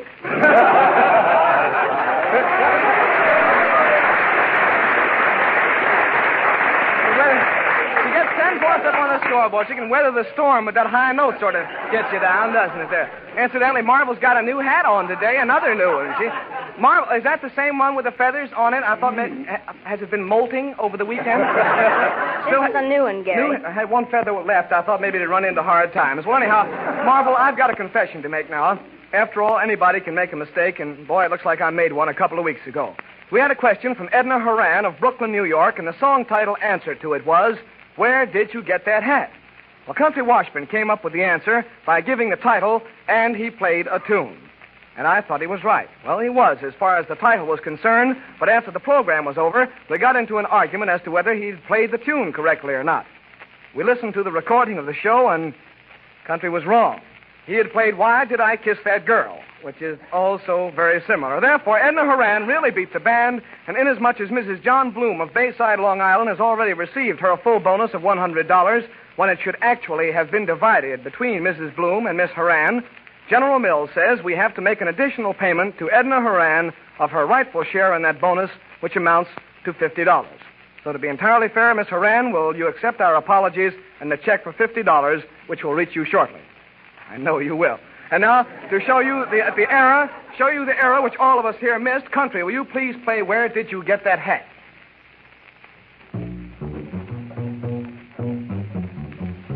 Right-ho, and now, Country, will you please play Why Did I Kiss That Girl? Well, now, there you are, folks. I think that clears up the whole matter. If you really want to know, I still can't tell them apart. And Ted, it's tune time now, huh? All right, here is The Wind and Rain in Your Hair with Perry Como singing. Ah, great. The folks are waiting for it.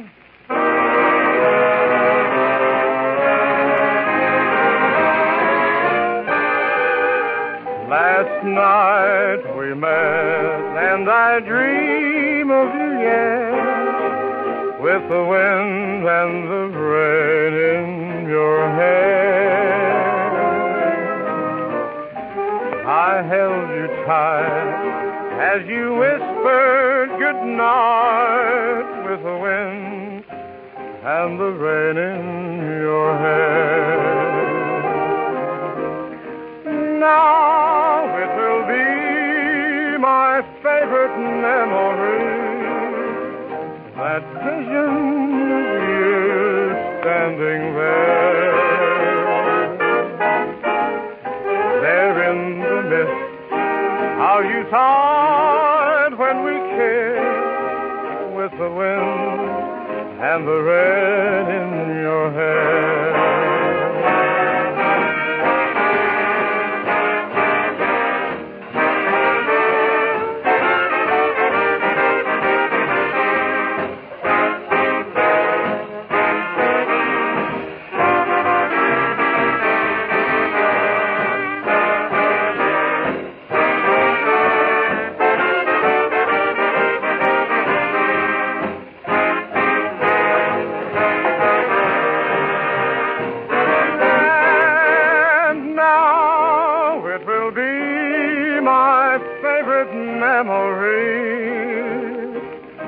That vision of you standing there in the mist. How you sighed when we kissed, with the wind and the rain in your hair.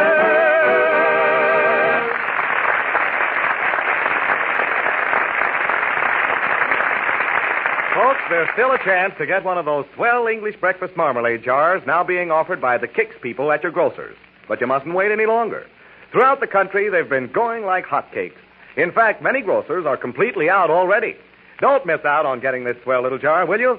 It's shaped exactly like a real ripe red apple, and it's colored like an apple, too, in a gorgeous bright red and a gay sparkling yellow. And it costs you only 1 single penny with your purchase of Kix. That is, 2 packages of Kix. You can't beat a bargain like that, can you? An American-made English breakfast marmalade jar for only 1 single penny with your purchase of 2 packages of one of the most delicious ready-to-eat cereals you ever tasted.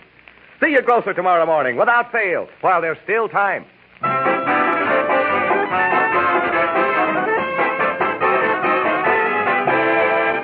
And here we come into our second group of questions, with exactly no people having managed to beat the band as yet, but these questions get tougher as they go along. And Shattered Romance is the subject at hand, provided by Milford E. Goodwin of Rochester, New York, who writes, "She is young and pretty, beautiful figure and well-dressed. But alas, the young men leave her flat because even her good friends won't tell her. What old torch song gives you her romantic status?" Joe Hooven didn't even hardly finish letting me get the question out. All right, Joe? Nobody's Sweetheart Now. Nobody's Sweetheart? You don't have to scratch your head. That's right. Nobody's Sweetheart. I almost forgot it. Yeah, all right. Let's hear you play it on your trumpet, will you? I knew this was coming. Look out.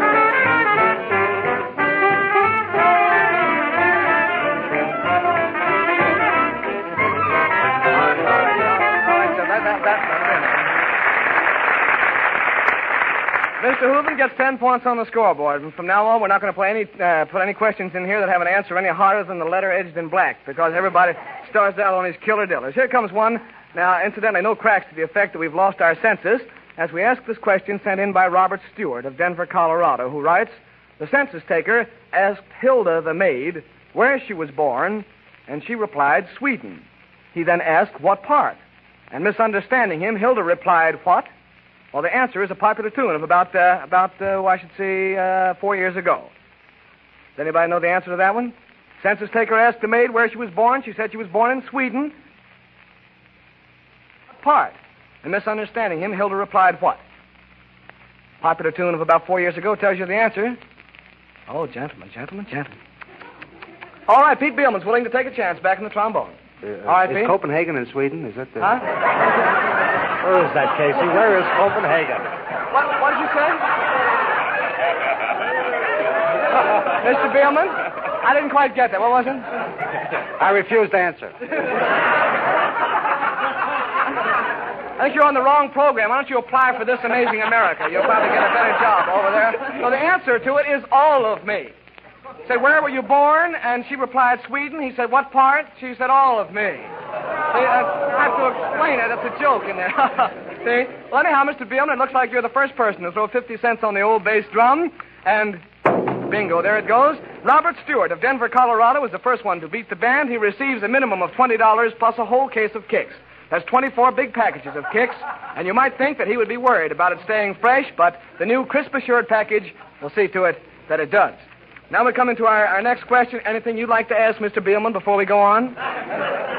Like where's the capital of Utah or anything? Look, here's one that's right in the groove for you boys, and I'll bet you miss it. According to Mrs. W.H. Ennis of Toledo, Ohio... never mind, smart guy. Now, look, according to Mrs. W.H. Ennis of Toledo... Make a mistake, huh? Hey, look, I'll give you your 50 cents back if you'll keep quiet. Okay. I was only kidding. Sit down. I was only kidding. I'm not allowed to. Will you sit down, please? According to Mrs. W.H. Ennis of Toledo, Ohio, who is still trying to get her question through, a young maestro had something important to say to his best girl. He became speechless with emotion, but his girlfriend suggested a way to get his message across. A popular tune of about 5 years ago tells you what she told her maestro. All right, here's Johnny Hellner. Johnny Hellner in the sax section. What do you know? All right, Johnny. Say it with music. Not only that, but you're right. This is amazing. All right, Johnny, let me hear you play that thing, will you?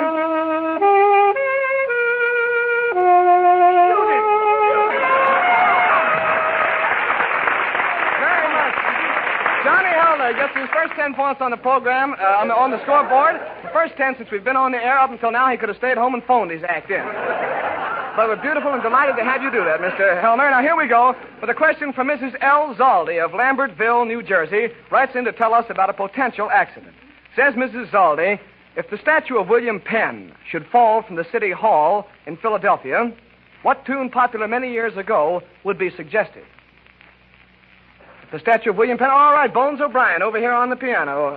Thinks he knows the answer to that one. Bones? There's a Quaker down in Quakertown. There's a Quaker down in Quakertown. Sure enough. Let me hear you play it, will you?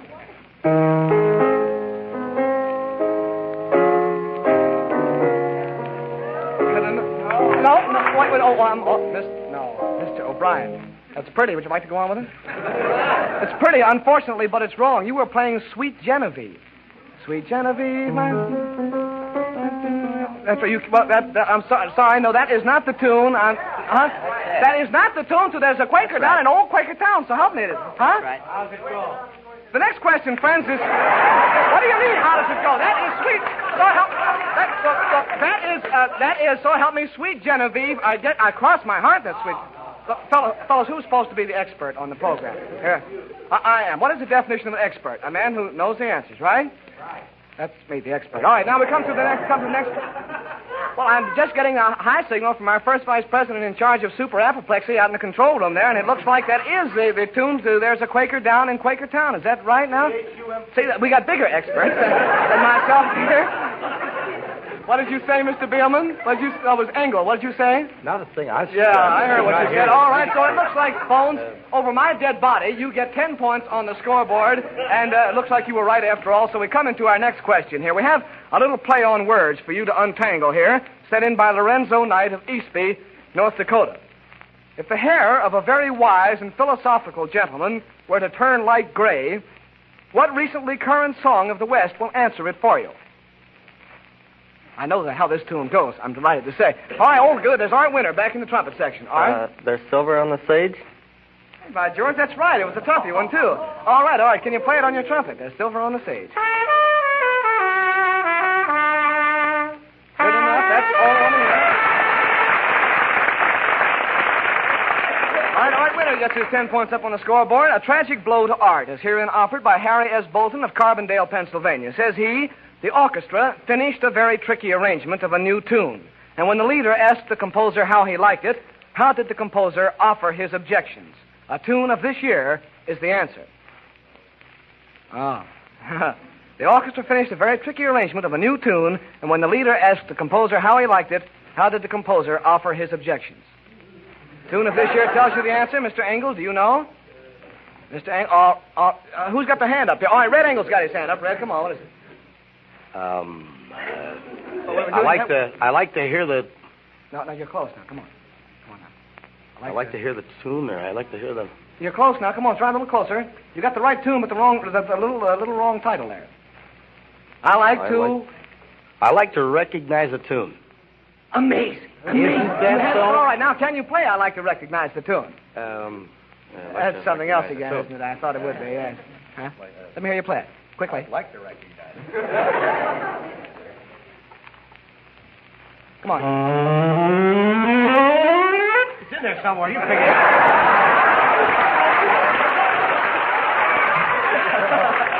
No, that doesn't do it. I don't doubt that it's in the major scale somewhere. I'll tell you what you do. You put 50 cents in the drum and write to your congressman. Try to get it back, will you? Meanwhile, it looks like Harry S. Bolton of Carbondale, Pennsylvania, receives a full case of kicks and a guarantee of not less than $20, which may turn out to be much more if we remember that bonus. And now, boys, before you get shell-shocked trying to crack some of these tough nuts, let's have a tune. Ted? How about The Man Who Comes Around? It's a rough suggestion, Gary. Right-ho, and featuring Marvel Maxwell, Country Washburn, Perry Como, and Elmo Tanner, it just can't help but be okay.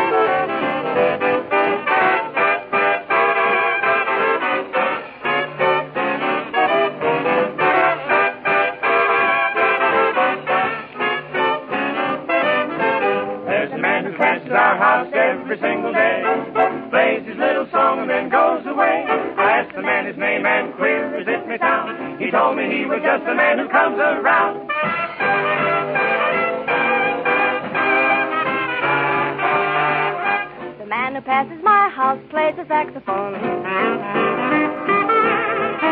I know he's got a band, but he always comes alone. The man who passes my house plays the clarinet.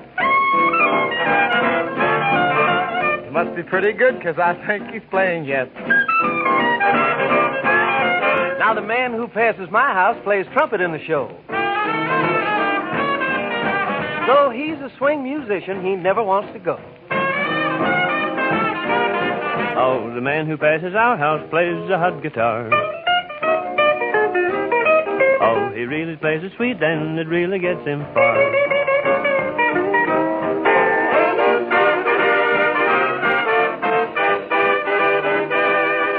There's the man who passes our house every single day, plays his little song and then goes away. I asked the man his name, and queer as it may sound, he told me he was just a man who comes around.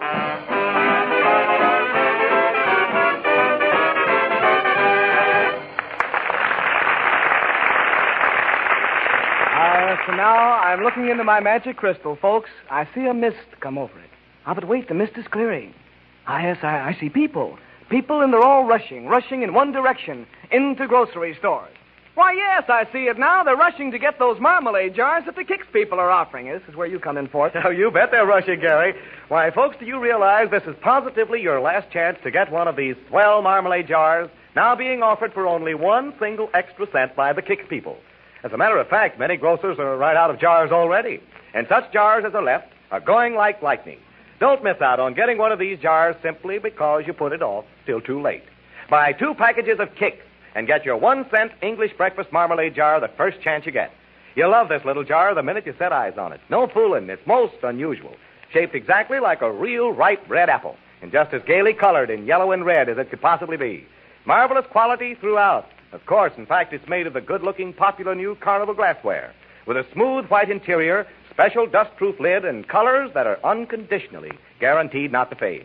You'll find lots of uses for this apple-shaped marmalade jar, too. Not just for marmalade, but also for jams and jellies and meat sauces and candies and such.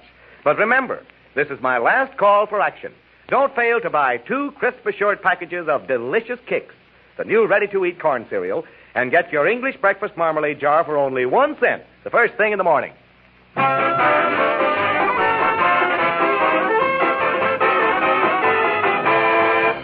Right-ho, and now for all you jitterbugs listening in, here we go for our weekly Weems Killer Diller from Manila. It's an old time one. I know it's one of your favorites.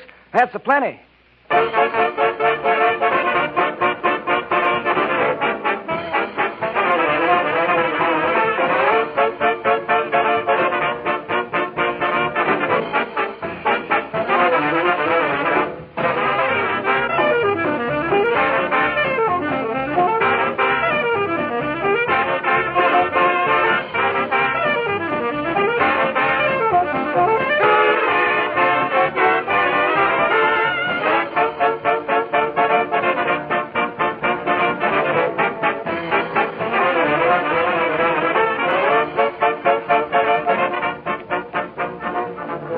Well, the scores are coming up, folks. Today we used a total of 9 questions for which General Mills will pay $90. 2 questions beat the band. So the person who sent them in got an equal share in the $100 bonus plus $10 for the question and a full case of kicks. That means they receive exactly $60 each. Our grand total, therefore, is $190 paid for questions. Along with the other winners, 7 men in the orchestra tied for winning. They'll have to see who gets the money in the drum.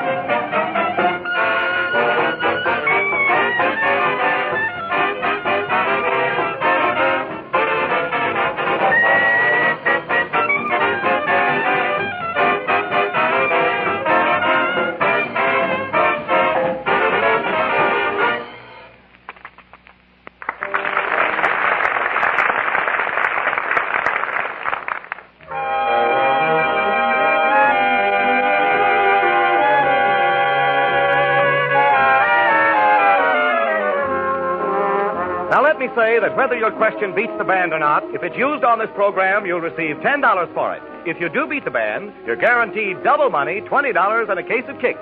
But you may get much more than that. Remember, we have that $100 bonus to be divided equally among those whose questions beat the band. Now, it's a game, folks, and we want everyone to participate and have real fun.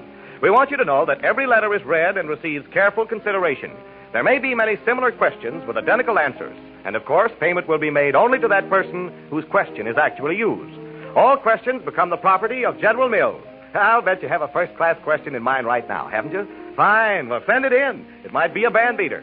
Any resident of the United States is eligible to send in a question. This is Fort Pearson speaking for Gary Moore, Ted Weems and his band, and General Mills, inviting you to join us next Sunday. And in the meantime, get acquainted with Kix. That delicious new ready-to-eat corn cereal will give you the breakfast thrill you've been looking for. And about that question, come on now, try to beat the band.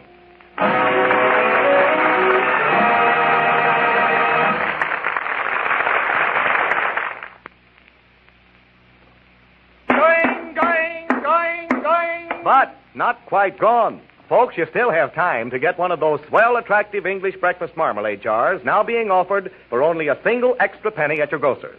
However, I do want you to know that this is positively your last chance to snap up this sensational bargain. Many grocer supplies have already run out, and such jars as are left are going mighty fast. Get your English breakfast marmalade jar tomorrow, will you? Simply purchase 2 crisp assured packages of Kix, the delicious new corn cereal, and over 1 penny more, and the jar is yours. A brilliant red and a gay sparkling yellow, it is indeed mighty useful, too, for dozens of different foods besides marmalade. But please remember, there are positively only a very few jars left. Act without fail tomorrow morning. Say It With the Music is from the Music Box Review, and I'd like to recognize the tune from Too Many Girls. This is the National...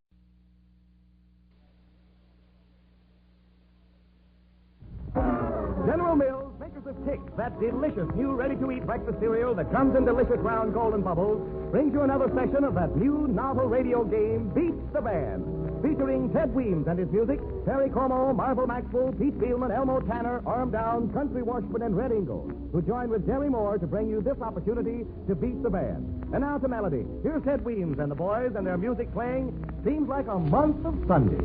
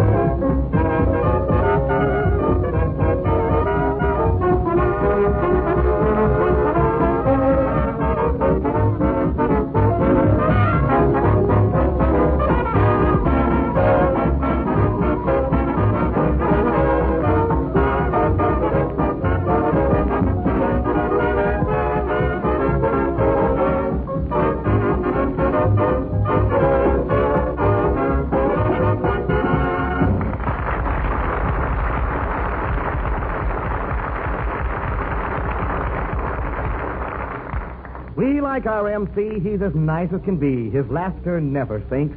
But when it comes to telling jokes confidentially, he... And I can't think of anything that rhymes with thinks.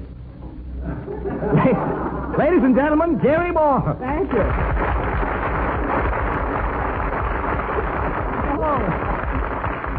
Thank you very much, Mr. Ford Shakespeare Pearson. That was lovely. Matter of fact, for that beautiful poem, I think you should win this year's Pulitzer Prize. Thanks, Gary. The accent on the first syllable. And you've rhymed more with everything but boring. If you ever do, that's when we part company, bud. Well, now, friends, about this little question of questions here today, we have some honeys, and I think the boys are going to trip over some of them. That's the only way we know to get to people in the aisles. And, of course, the makers of Kicks will pay $10 each to those whose questions are used on the program. Now, those who beat the band will, of course, receive a guaranteed minimum of double money, $20 and a case of Kicks. But now that sum might grow to $25, $50, or even $100 because we have that $100 bonus. Now, there's a chance for profit to you. So why not send us a question, Send it to Kicks, K-I-X, Kicks, Minneapolis, Minnesota. And now here we go into the unrehearsed portion of the program with the boys ready to toss $half into the old bass drum when they miss a question. A letter from Miss Elizabeth Sanford of Los Angeles, California comes up for consideration, and she writes, a gentleman, down on his luck, entered a midnight mission in hopes of getting something to eat. He listened to a sermon which spoke of good folks going to heaven, after which he was served a huge plate of stew. A new tune title will tell you his amazed exclamation. And Red Ingle thinks he's got the answer right away, a split second before Art Winner or Parker Gibbs. All right, Red? All this in heaven, too? That's what he said. When listen to stew. All right, can you play All This in Heaven, too, in that broken down horn of yours?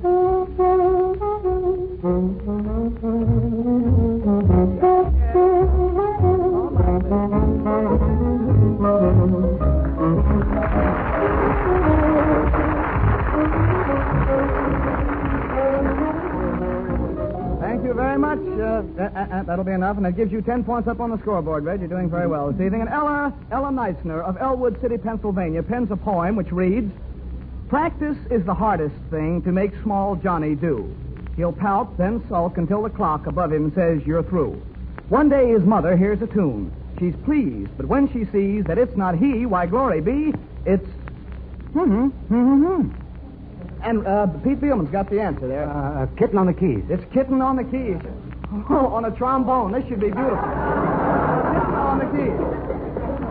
Why didn't you keep your mouth shut until we got around to chopsticks? I was just thinking of that, yeah. Huh? If I could be sure you would, I'd be sure we wouldn't get chopsticks on here. But you care to play Kitten on the Keys, Pete?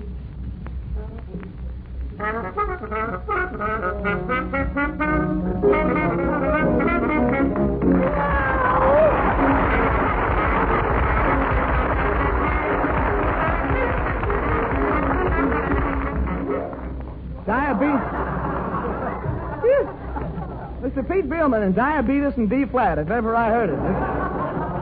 Gives you 10 points on the scoreboard. I guess other than that, you don't care anyhow. So from Mrs. L.E. Stiles of East Cleveland, Ohio, comes this one. What song title tells you that what Cinderella might have exclaimed if she awakened one morning to find her foot had grown too large for the glass slipper? It's an old comedy tune, and the title asks a question. Here's Cinderella. She wakes up in the morning, and her foot won't fit into the little glass slipper. Her foot's too big. What might she have exclaimed using the title of an old comedy tune that asks a question, and Red Ingle's got it again? Maybe. Maybe. Where is my little dog gone? No? You think that went up all by yourself, did you, Ed? Well... I'll make you feel very Could silly. be. Huh? Could be. Could be.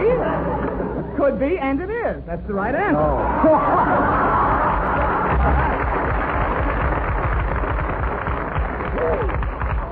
That's pretty nasty of me to do that, but we'd like to take a few pounds off of him every program. Yeah, all right, Red, can you play Where's My Little Dog Gone on your saxophone, please, sir? All right.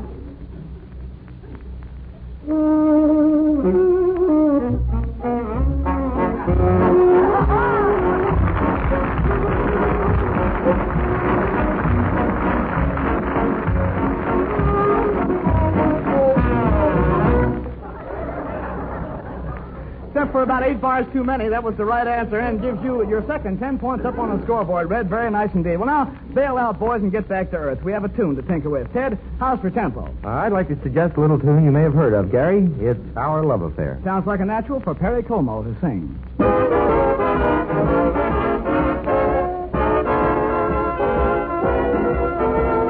Our love affair was meant to be. It's me for you, dear, and you for me. With sorrow and tears start to bloom, but after the tears, our love will smile through. I'm sure that I could never hide the thrill I get when you're by my side. And when we're older, we'll proudly declare, wasn't ours a lovely love affair?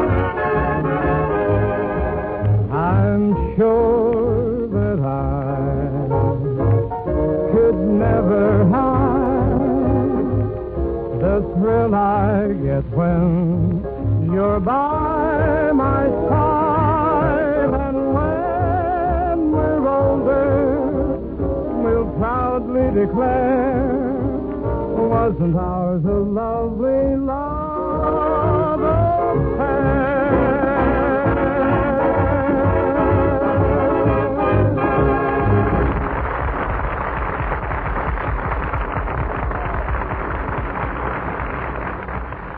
Say, let us suppose, for the sake of making a certain point I have in mind, that you are a pitcher of nice, rich cream.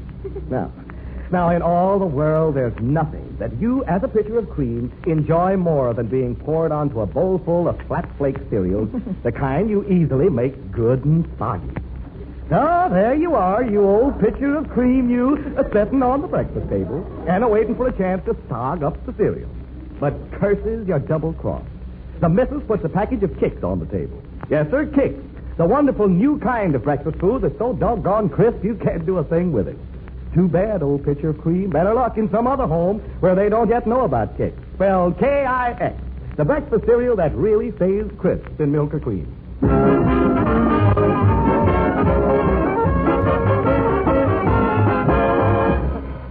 Thank you very much, Fort, you old ear of corn, you. Wow. Gee. Next week we'll have you do the same thing with gestures and rompers. Now, F.A. Hennessy of St. Paul, Minnesota, wants you to tell him what is found in an apiary in addition to the Apis mellifica. The tune is 12 years old, and you can all go across the street for a sandwich now, if you like. So far, nobody has managed to beat the band. Here's the question again. F.A. Hennessy of St. Paul, Minnesota, wants you to tell him what is found in an apiary in addition to the Apis mellifica. The tune is 12 years old. All you've got to do is know what an apiary is. Red Ingle sitting there chewing his fingernails, and several weeks that we've been on the air, he's already got his right arm chewed all the way up to just below the elbow. Everybody get up. Oh, Parker Gibbs thinks he knows the answer over here. All right, Parker. Well, isn't the bee? What? Isn't an apiary something to do with bees? Yes, it is. Well, then would it be the bee?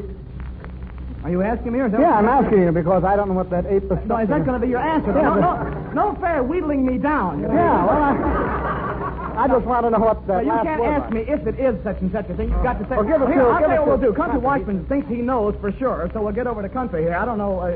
What was the Latin phrase you used there? Or whatever it was, Greek or... Here we go. I want to make up my mind whether... What is found in an apiary in addition to the Apis Malefica. Well, if Apis Malefica is D, well then what's left? I mean, what else is there would be honey, huh? That's honey. That's right. Honey, and yeah. that's the song title. We were getting awful complicated there for a while. Well, I just... Thanks very much for coming and pulling me out, Country Washburn, and you get to play honey on the bull fiddle if you can, huh?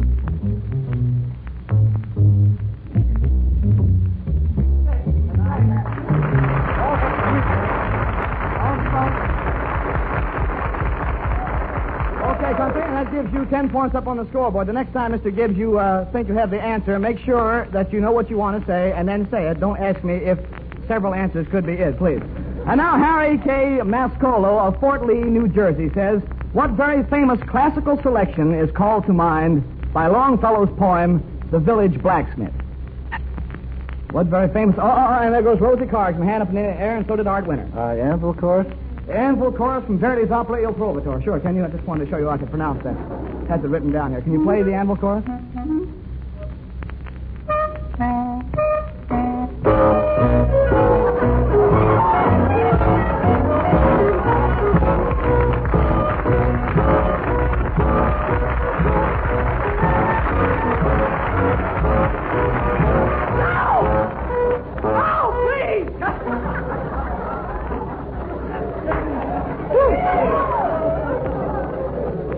There are some things that contact or no contact I just don't have to stand for, and that's fine. Anyhow, it gives you 10 points up on the scoreboard there.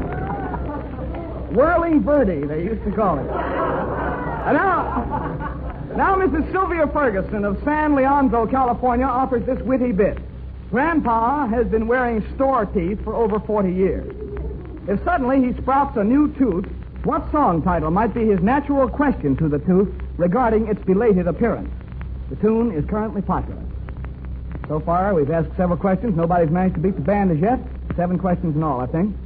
Did you care to hear that one again? Well, Grandpa has been wearing store teeth for over 40 years.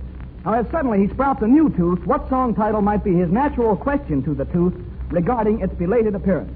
The tune is currently popular. You can see it's not popular enough, though, after looking around. It's Pete Beelman back there. Where have you been all my life? Why, Pete, that's the right answer. I'm amazed at you. Sure. All right, can you play? Where have you... I might have just as well missed it because I can't play it. Mr. Beelman. Can anybody in the band play Where Have You Been All My Life? Well, that's fine. Thank you very much. And I'll tell you what we do, Pete. We have to get you to throw 50 cents in the old bass drum. You're the first person to beat the band, and so Mrs. Sylvia Ferguson of San Leandro, California, becomes the first person to receive a full case of kicks, a guaranteed minimum of $20, which may turn out to be much more. $half $1 in a drum is just like that guy losing a tooth, too, you know. All right, Pete, thank you. And now comes poetry. Poetry again, penned by Mrs. V.L. Forsyth of Dickinson, North Dakota. Goes like this. He doesn't hug and he doesn't kiss. He hasn't time for any miss. He will not stroll nor his eyes roll. Dancing and necking to him are droll. He's perfectly healthy, so stars above, someone tell me what ails this love. He's alive. Thought you'd be interested in knowing this. The tune's about 5 years old, and Marvel Maxwell knows the answer over here. All right, Marvel? Wait a minute. The gentleman obviously doesn't believe in making love. Marvel, you couldn't be right if you written the tune yourself. That's right. All right. Could you please sing it for me, if you will? That's another thing. The lady. The gentleman obviously doesn't believe in making love. That's all I know. Right. That's all I know.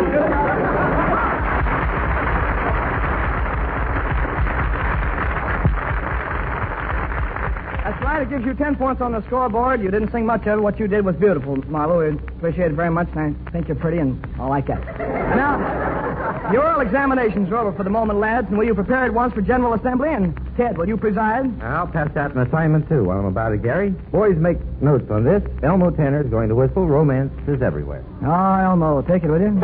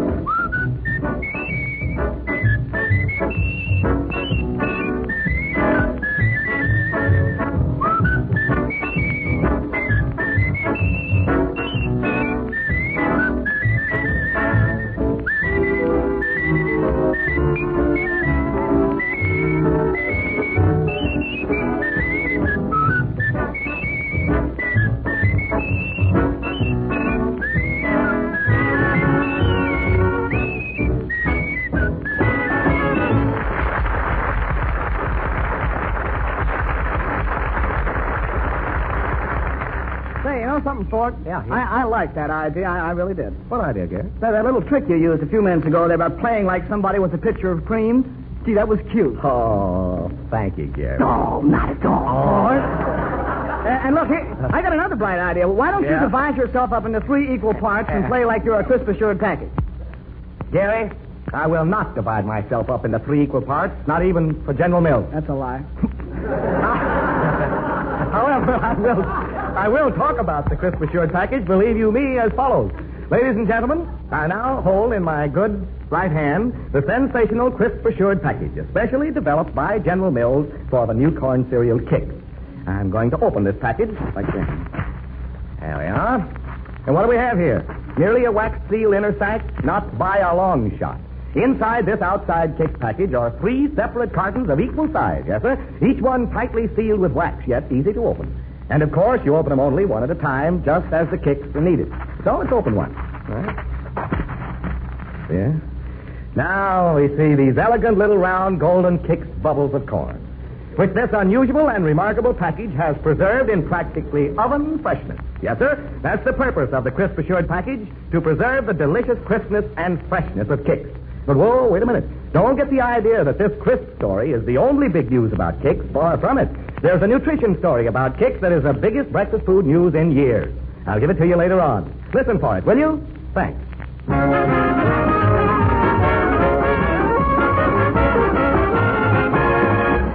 Well, thanks very much, Fork. Thank you very much. You talk so convincingly, I just couldn't wait to go get some Kicks. You don't happen to have a pitcher of cream on you, have you? Well, what do you say? So far, friends, only one person out of all the people who sent in questions this week have managed to beat the band. Let's see what we can do with this last group. Excuse me. Mrs. D. Hammerstrom of Springfield, Massachusetts, is credited with the following. If you stop and think of the habits of the firefly, possibly you can tell us what one firefly said to another firefly as it saw the sun coming up. The tune is a popular melody of about 8 years ago. And Ralph Blank over here on the piano's got it, so do Elmo Tanner over on that side. Let's turn out the lights and go to sleep. Let's turn out the lights and go to sleep. Ralph, you're perfectly right. Let me hear you play that, will you?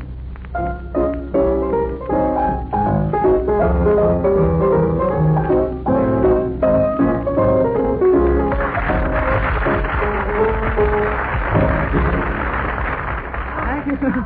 Your rendition of that was very drowsy. That 2-bar ending rhymes perfectly with what I had in mind. A.C. Dornfeld of Collingswood, New Jersey asks, if Elmo Tanner came home on the eve of his wedding anniversary with no remembrance for Mrs. Tanner, who would he likely... Time out. I need another Jack to Kicks here. My strength is slipping away. If Elmo Tanner came home on the eve of his wedding anniversary with no remembrance...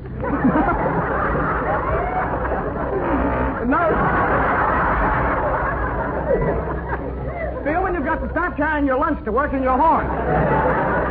If he came home on the eve of his wedding anniversary with no remembrance for Mrs. Tanner, who would be likely to be sharing company with him for the rest of the day? It's a standard novelty melody. That time I read it right, and Red Ingles got the answer. All right, Red. His dog? Whistler and his dog? Whistler and his dog, that's right. Sure. Can you play that? Everybody together.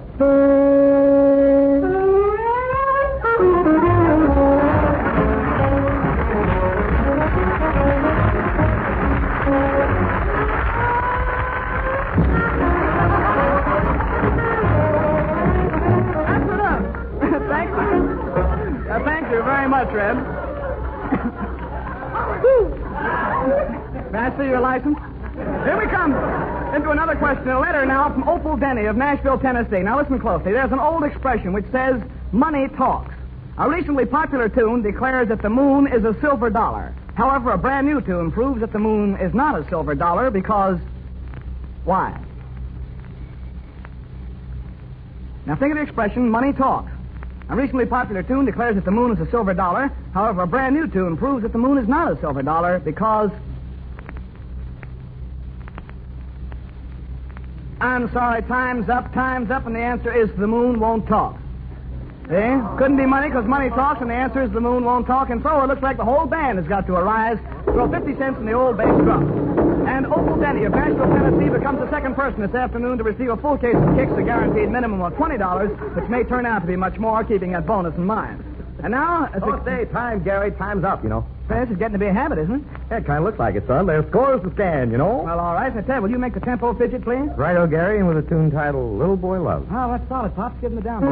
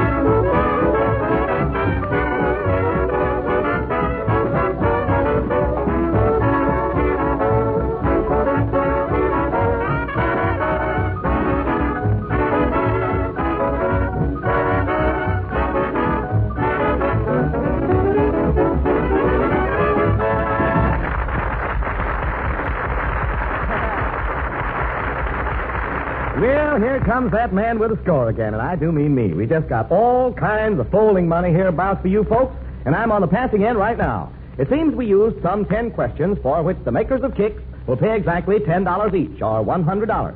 No less than 2 people beat the band, thereby earning $60 apiece.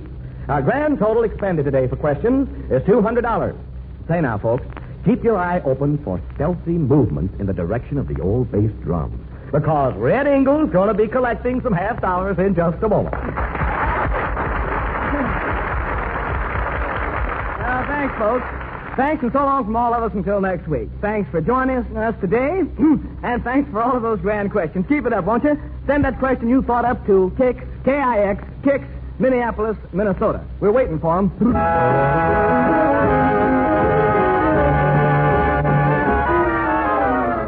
Folks, we'd like to have every one of you to try to beat the band. You'll have plenty of fun writing one of these funny, fantastic questions with a song title answer.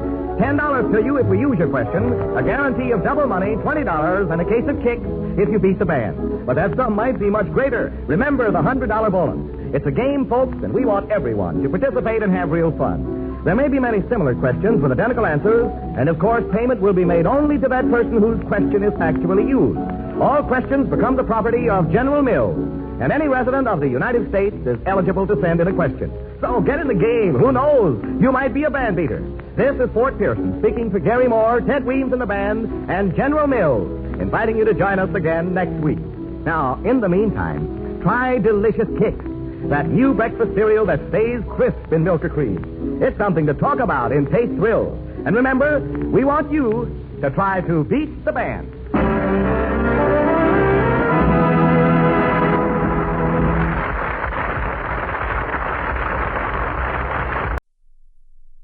Radio's own show, Behind the Mic.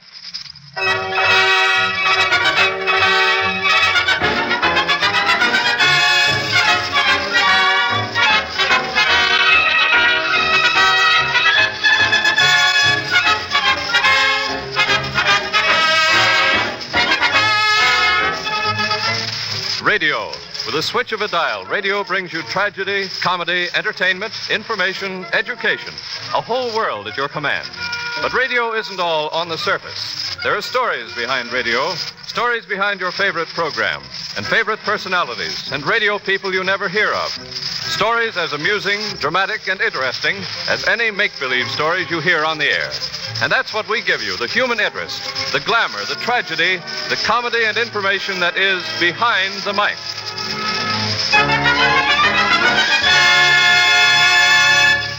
And now presenting the conductor of this program, a man whose name since the beginning of broadcasting has been a byword in radio, Graham McNamee. Thank you, Gene Hamilton. Thank you.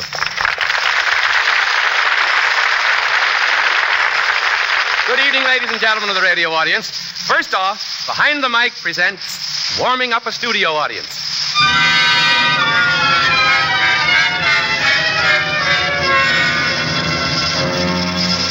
You folks at home have been missing something that has become a part of radio broadcasts, and frankly, we don't think you should miss it. You see, you people listening to your radios are easy and relaxed, but when an audience comes into the studio, it is, at first, sometimes generally tense and nervous and possibly a little ill at ease. And now, since the audience plays an important part in any radio broadcast, making it feel at home and introducing it to certain details with which it can cooperate is very important. This is accomplished by doing what is known as warming up the studio audience. I don't have to tell you any more about that because we have the best warmer-upper in radio right here, the famous announcer, Harry Von Zell. And without any further ado, I'm going to call on him to show you what is meant by warming up a studio audience. Harry Von Zell. Hello, Harry. Hi.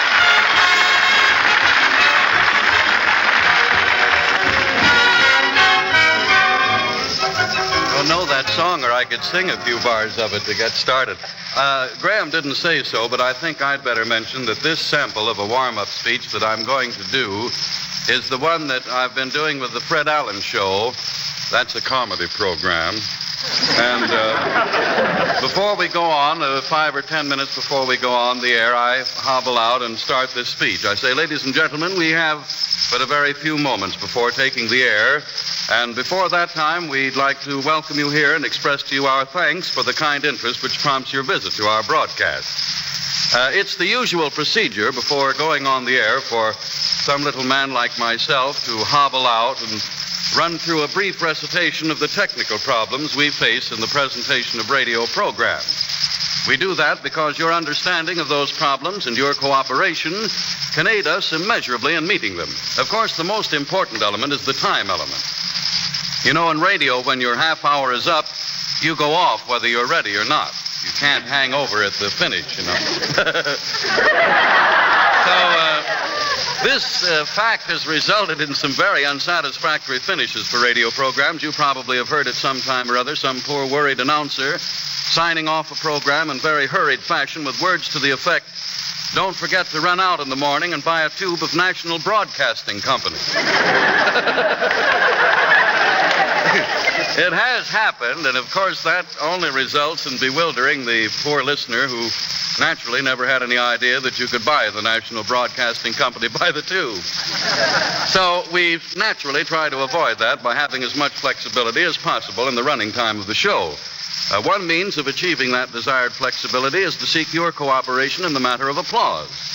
We ask that during the broadcast you allow us to give you a signal when it's time to stop applauding. We don't like you to overdo it. I think I'd better add, too, so as to avoid any possible misunderstanding, that while we do cue the applause in the interest of saving time, there is at no time during the program any signal of any kind given when it's time to laugh. We wouldn't like to feel that if Mr. Allen or somebody here says something funny, that you were sitting there choking back gales of uproarious laughter waiting for someone here to tell you to let it fly. Quite to the contrary, any time you think you have heard anything funny, you just go ahead and react in any way that suits you best, be it either a giggle, titter, or guffaw. And at such times as that may happen, we here on the stage, a little surprised and very grateful, immediately stop whatever we're doing and hang around until you grow weary of laughing. Then we plunge blindly on into the next bit of hilarious higgledy-piggledy, hoping for more bursts of gay chortles throughout the show. Sometimes we get them and sometimes we don't. Well, we only have 30 seconds now before taking air. It's not as much fun as taking gas, but we sincerely hope that when you leave this studio tonight, you leave feeling that you have enjoyed one of the happiest hours of your lives. Thank you very much. Thank you.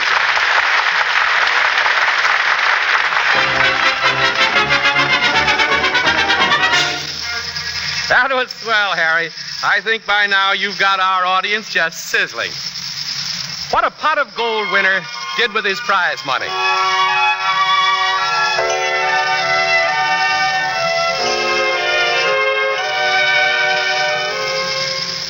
One of the most popular shows in radio is the Pot of Gold program, conducted by orchestra leader Horace Heidt. For those of you who don't know, the feature of the program is this. Each week, a telephone number is selected somewhere in the United States. The lucky person is then phoned, and if somebody answers the phone, the person who was called becomes the recipient of at least $1,000. Tonight, we bring you a Pot of Gold prize winner of a year ago to ask him what he's done with the money he was awarded.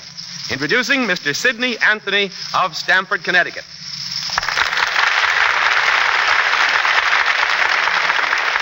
Mr. Anthony, when did you win your pot of gold money?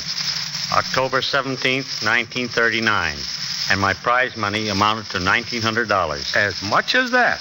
Yes. You see, if your phone number is selected and called and nobody answers the phone, you receive only $100 instead of the $1,000. The extra $900 is added to the persons whose money is followed the next week. Week before, the person who had been phoned was not at home. I received the additional $900. I suppose that money of yours came in mighty handy, didn't it? It certainly did. Business had been going steadily downhill the past few years, and that made it even more welcome. What business are you in? The house moving business. Mr. Anthony, what have you done with that $1,900 that rolled in so unexpectedly? Well, Mr. McNamee, I manage our business. It's a sort of family affair, and I used some of the money to pay a few of the company bills. I also paid all my personal bills. You certainly weren't wasting your money. I don't think so. And then the rest of it put me on the way to achieve an ambition. I lost my home to a mortgagee about 3 years ago, and ever since I have wanted to build a new home in the same neighborhood.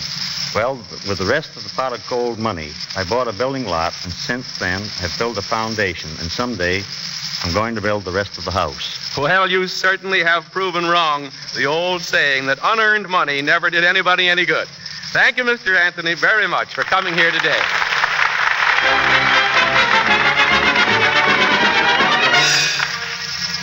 Behind the Mic presents the story behind how a radio program influenced a listener.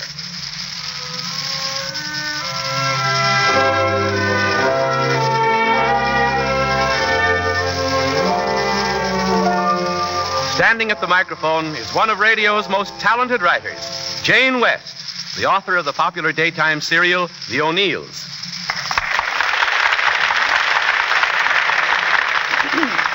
Jane, that was a most interesting story you told me about the effect of your program on a listener. And I'd like you to tell it to our audience. Will you please? Why, certainly, Graham. Not long ago, I went into a New York department store to buy some dresses. And one of the saleswomen whom I knew greeted me with, "Hello, Mrs. O'Neill. Is your program still on the radio?" I said, "Yes, we're still going along." And at that, a lady who was standing next to me said, "Pardon me, I couldn't help overhearing. Are you really Mrs. O'Neill of the Radio O'Neills?" Why, no, I'm not Mrs. O'Neill. I play the part of Mrs. Bailey in the story, and I also write the script. Oh, then you wrote the words that have played such an important part in my life. Why? My life. Why, how do you mean? Won't you sit down a minute? Well, please, I feel I just got to tell you. You see, I used to live here in New York, and I was very happily married. And then my husband bought a very promising store in a little town upstate, and that's where our troubles began. I didn't know anybody in the town, and I was lonely and dreadfully unhappy. I even refused to try to make friends, and it seemed that my husband and I did nothing but quarrel. And finally things got so bad between us that at last I went to see a lawyer about getting a divorce.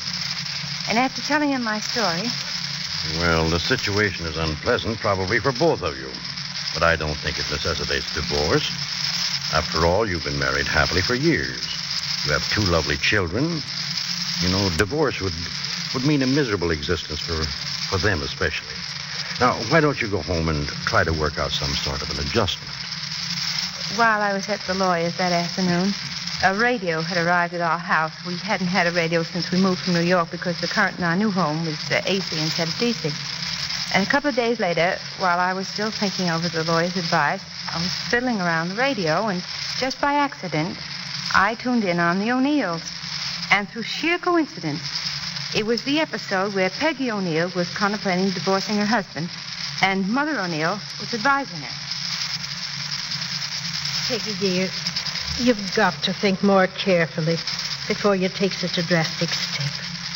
It isn't easy to face the future alone after years of married happiness, and love, and companionship. Your husband perhaps has made a mistake. Even say that he has. But have you made every effort possible to try to save your marriage, your home, and future for your children? Have you really tried to meet him halfway?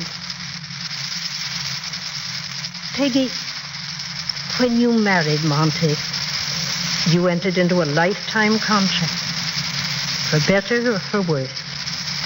And you should honestly try to live up to that agreement, just as much as you would to a business contract. Darling, you must be more understanding, more unselfish, and more forgiving, more loving, and more willing to help. I was fascinated. Mother O'Neill seemed to be talking to me. I could hardly wait to hear the following day's episode, which also concerned Peggy's proposed divorce. And I started to apply Mrs. O'Neill's advice to my own experience. I took an interest in the community and the people around me. I made friends, and I tried to understand my husband's problems. And to make a long story short, I'd never want to live any place else than where I am. And I've never been so happy in all my life. Thank you, Jane West, for a most interesting story. And thanks to you, Kate McComb, for your sympathetic characterization of Mother O'Neill.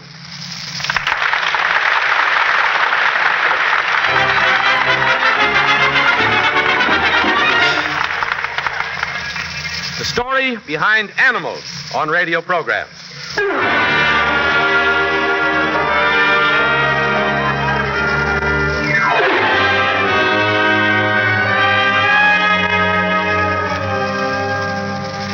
When a radio script calls for a hippopotamus, an African warthog, or a chickadee, instead of going out personally to enlist these animals for the sake of realism, the director generally calls upon one of a small group of men who specialize in animal sounds.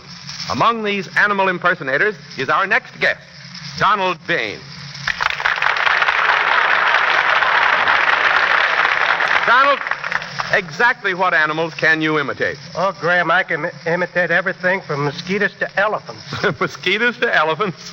Yes, in other words, from... to...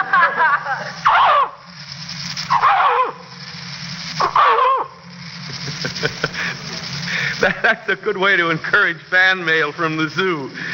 What type of animal are you called upon to do most, Donald? Well, most of the time, I'm a dog. Donald, you're just being hard on yourself. But seriously, do you play all kinds of dogs? Yes, and in all kinds of moods, too. You see, Graham, in a script, I may be called upon to be a friendly dog like this.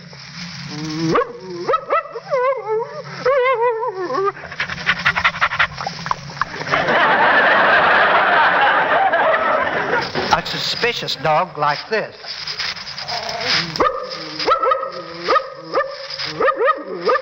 Or a vicious dog like this.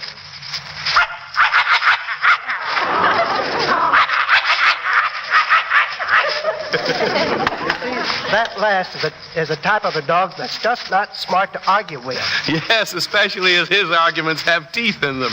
You certainly must have studied dogs in various moods.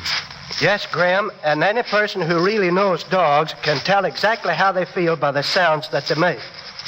When a dog feels he is being left behind and wants to go along with his master, he'll sound like this.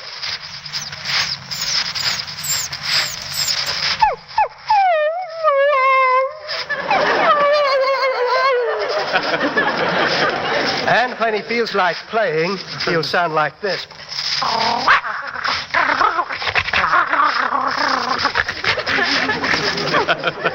Ladies and gentlemen, if any of you have your dogs listening to the radio, will you please explain to them that they're not listening to a highly successful canine, but merely a reasonable facsimile? Don, what other animals are you called on to imitate? Well, I have not been entirely unsuccessful as a chicken. And I was Joan Bett's pet canary bird on a Lux show. I had quite a run of pigeons on Mr. District Attorney and others last winter. They sounded like this.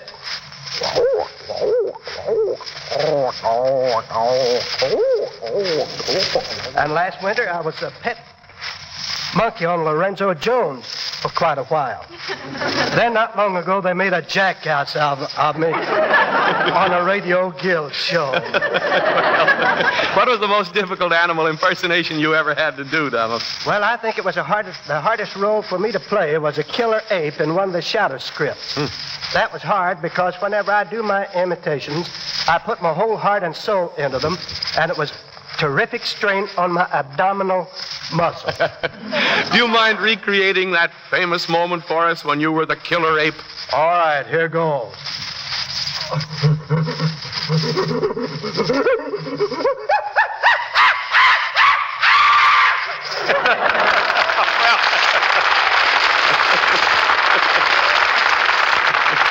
Well, you sure had me scared, Donald.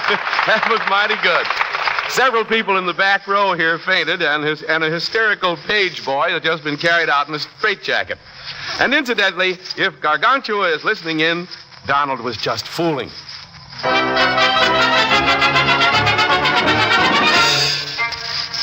Oddities in radio.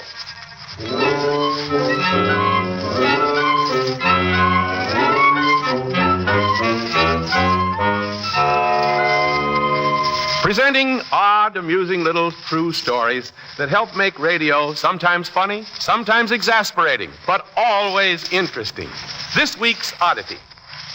A few years ago, the Believe It or Not program fell on Christmas Day, and Bob Ripley thought it would be a good idea to interview a man on the show whose actual name was Santa Claus. After a great deal of investigation, Bob actually discovered a man whose real name was Santa Claus. He was a preacher down in the Ozarks who had not only never been in New York, but he'd never been in any big city. Arrangements were made to put the preacher on the train, and he was told that when he reached New York, the very day before the broadcast, if somebody failed to meet him, he was to telephone the office of Doug Storer, Ripley's manager. Well, after the arrival of the train, the man who was to meet Santa Claus at the station phoned Storer. Hello? Yes, this is Storer. What? Can't find him. You looked all over the station? Oh, well, that's okay. I gave him my phone number and told him if nobody picked him up to phone me here. It's 1 o'clock now. He ought to call any minute. You might as well come back to the office and wait for him here. 3 o'clock already. Good heavens. He should have phoned a couple of hours ago.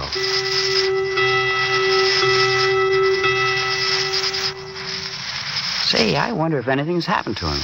Don, you sure you looked all over the station? Yes, I have, Doug. I'm starting to get worried. After all, this is the first time he's ever been in a big city.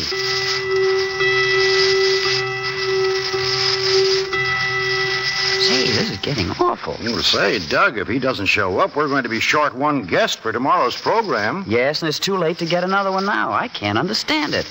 I'm going out to see our telephone operator. Say, Miss Evans, I haven't had a single phone call this afternoon. Hasn't anybody called me? There hasn't been a single call, Mr. Storer. Tomorrow's Christmas, you know. Nobody's at their office. Yes, but are you positive nobody's phoned? Well, sure, I'm positive. Oh, some practical joker did phone and kept pestering me all afternoon. A practical joker? Yes, I'd lift the phone and say, Douglas Storer's office, who is this, please? And someone would say, this is Santa Claus. The last time he called, I got sore and said, well, I'm Cleopatra, and hung up. Doug, did you ever find Santa Claus? Yes, Graham. About 10 minutes later. 10 minutes later, he phoned once again, and this time asked if I was there and told him, and I said, where are you? And he said, I'm still down at the Pennsylvania station. I said, for Pete's sake, stay where you are and don't move. I'll send a man right down to get you. And Graham, when the man got down there, he found Santa Claus had taken my words literally. He was still in the telephone booth where he had been all afternoon trying to get me. And you can bet your life, Graham, we didn't let him out of our sight until the next night when he appeared on the Believe It or Not program. Thank you very much, Doug Storer. You did a great job acting the part of yourself. So long, Doug.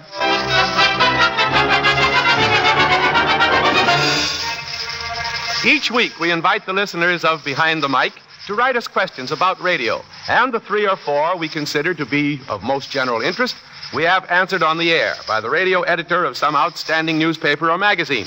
Tonight's questions will be answered by E.L. Bragdon, radio editor of the New York Sun. Mr. Bragdon.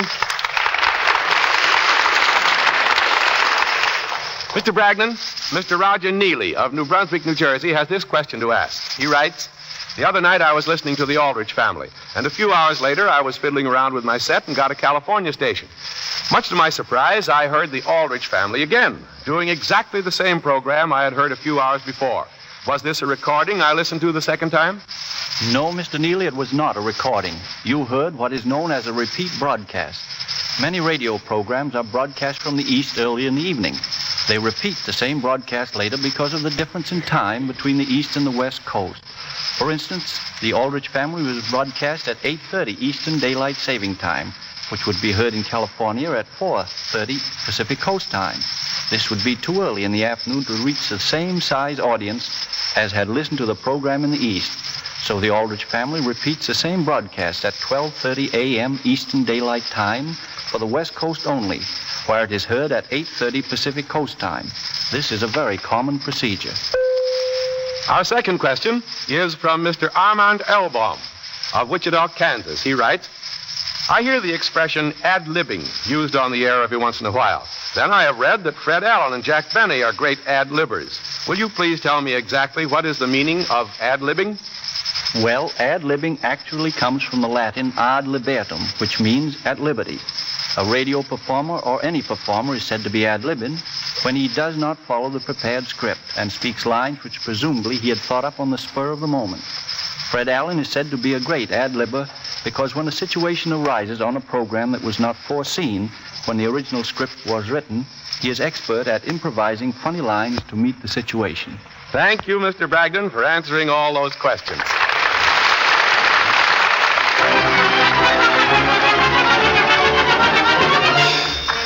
Behind the Mic presents the story behind the story behind the mic.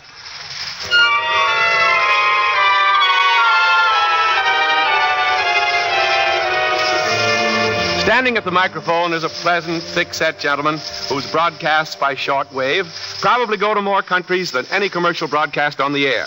The gentleman, heard 3 times each week over NBC, is Captain Tim Healy, conductor of Captain Tim Healy's Stamp Club of the Air. Thank you. Captain Tim, exactly what was this broadcast you did? The one that had that strange result. Well, Graham, back in 1935, I told the following spy story on the air. During the visit of the Kaiser to London in 1913, the British Intelligence Department assigned various officers to watch the visitors. Now, they were not to spy on them, you understand, Graham, but to guard them and keep them out of trouble. One night, shortly before midnight, a Secret Service officer who was disguised as a footman in Buckingham Palace rapped on the window to call the attention of another Secret Service officer outside. What is it? General von Kleber is leaving the palace. Right, I'll keep an eye on him. The general drove off in a taxi, followed at not too great a distance by the officer, also in a taxi. The general's taxi twisted and turned through the streets as if, well, he was trying to shake off any possible pursuit. A maneuver which, incidentally, was not successful. Finally, about midnight, the general drove up before a barber's shop in North London. He got out of the taxi and, after looking about very carefully, knocked at the barber's door. Dummkopf. Was ist los mit Ihnen? What's the idea of keeping me waiting here? Oh, I'm very sorry, General. Well. The intelligence officer hung around the outside of the barber shop, and it was an hour before the general emerged. The general was then driven back to Buckingham Palace. The intelligence officer thought this very strange, and he told his chief. And his chief thought it was rather strange. Upon investigations, it was discovered that the barber shop was owned by a man named Carl Ernst, a naturalized British subject. The chief assigned different officers every day to hang around the barber shop and see if there was anything in the barber's actions to arouse suspicion. One day the chief himself was in the barber shop waiting to get shaved when the postman entered and threw a large brown envelope on the table. Hello, Cole. Oh, hello. Got something for me? Yes, here's your money from Germany. I wish it was. Goodbye. Righto. I say, Barber, I'll be back in a few minutes. Oh, but you're next. Yes, but I must get a check cashed at the bank, and it's almost closing time. On my place for me. All right, I will. I say there, postman. Postman, I want a word with you. Oh, blimey, I want to deliver these letters and, Oh, Scotland Yard, eh? Yes. Let's pop into this pub for half a moment. All right. Now, first, as a loyal British subject, I want you to keep your mouth shut about whatever I ask you. You don't have to worry about me. That big brown envelope you brought into the barber shop. Does the barber get letters like that often? Depends on what you might call often.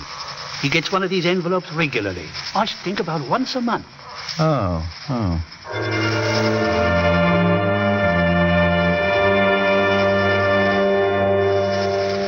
The chief then arranged with the post office department for the next of those letters to be delivered to him. And when it was delivered to him, the envelope was opened by a secret process known to military intelligence, opened in such a way that it could be closed without the tampering being detected. As soon as that letter was opened, they discovered 26 letters within that brown envelope. The letters seemed rather harmless enough, but when they were decoded... Gentlemen, this one is addressed to a German agent in Portsmouth. They want to know the disposition of our fleet there. This one is to an agent in Manchester. They want to know about the production capacity of one of the munition factories. It is all undoubtedly clear that Carl Ernst is acting as a kind of spy post office. These letters are sent to him in this big envelope from Germany. Then he mails the individual letters himself, using English stamps, and the letters are then postmarked in England. And so the agents are not suspected of receiving mail from Germany.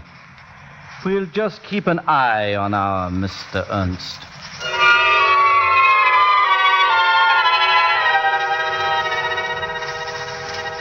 The British intelligence kept their eye on Mr. Ernst and on 26 German agents, so well that when the war was declared in 1914, they were all immediately clapped into jail, so that Germany was in complete darkness concerning the British troop and naval movements the few first months of the war. What happened to Ernst and the other agents? Well, Graham, of course, they paid the penalty for being spies. Now, Graham, what makes this story so strange is this. The day after I told this on the air, I received a telephone call from a gentleman who'd heard the broadcast, and he asked me to give him an interview. I did, and he told me a very strange story. He had been in complete ignorance as to what had happened to his grandfather, who had disappeared in England more than 20 years before, until he had heard my broadcast. His grandfather, Graham, had been Carl Ernst. Thank you, Captain Tim Healy, for a very interesting and a mighty entertaining tale.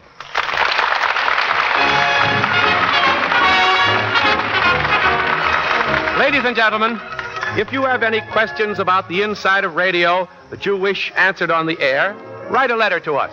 Address it to Graham McNamee, Behind the Mic, National Broadcasting Company, New York City.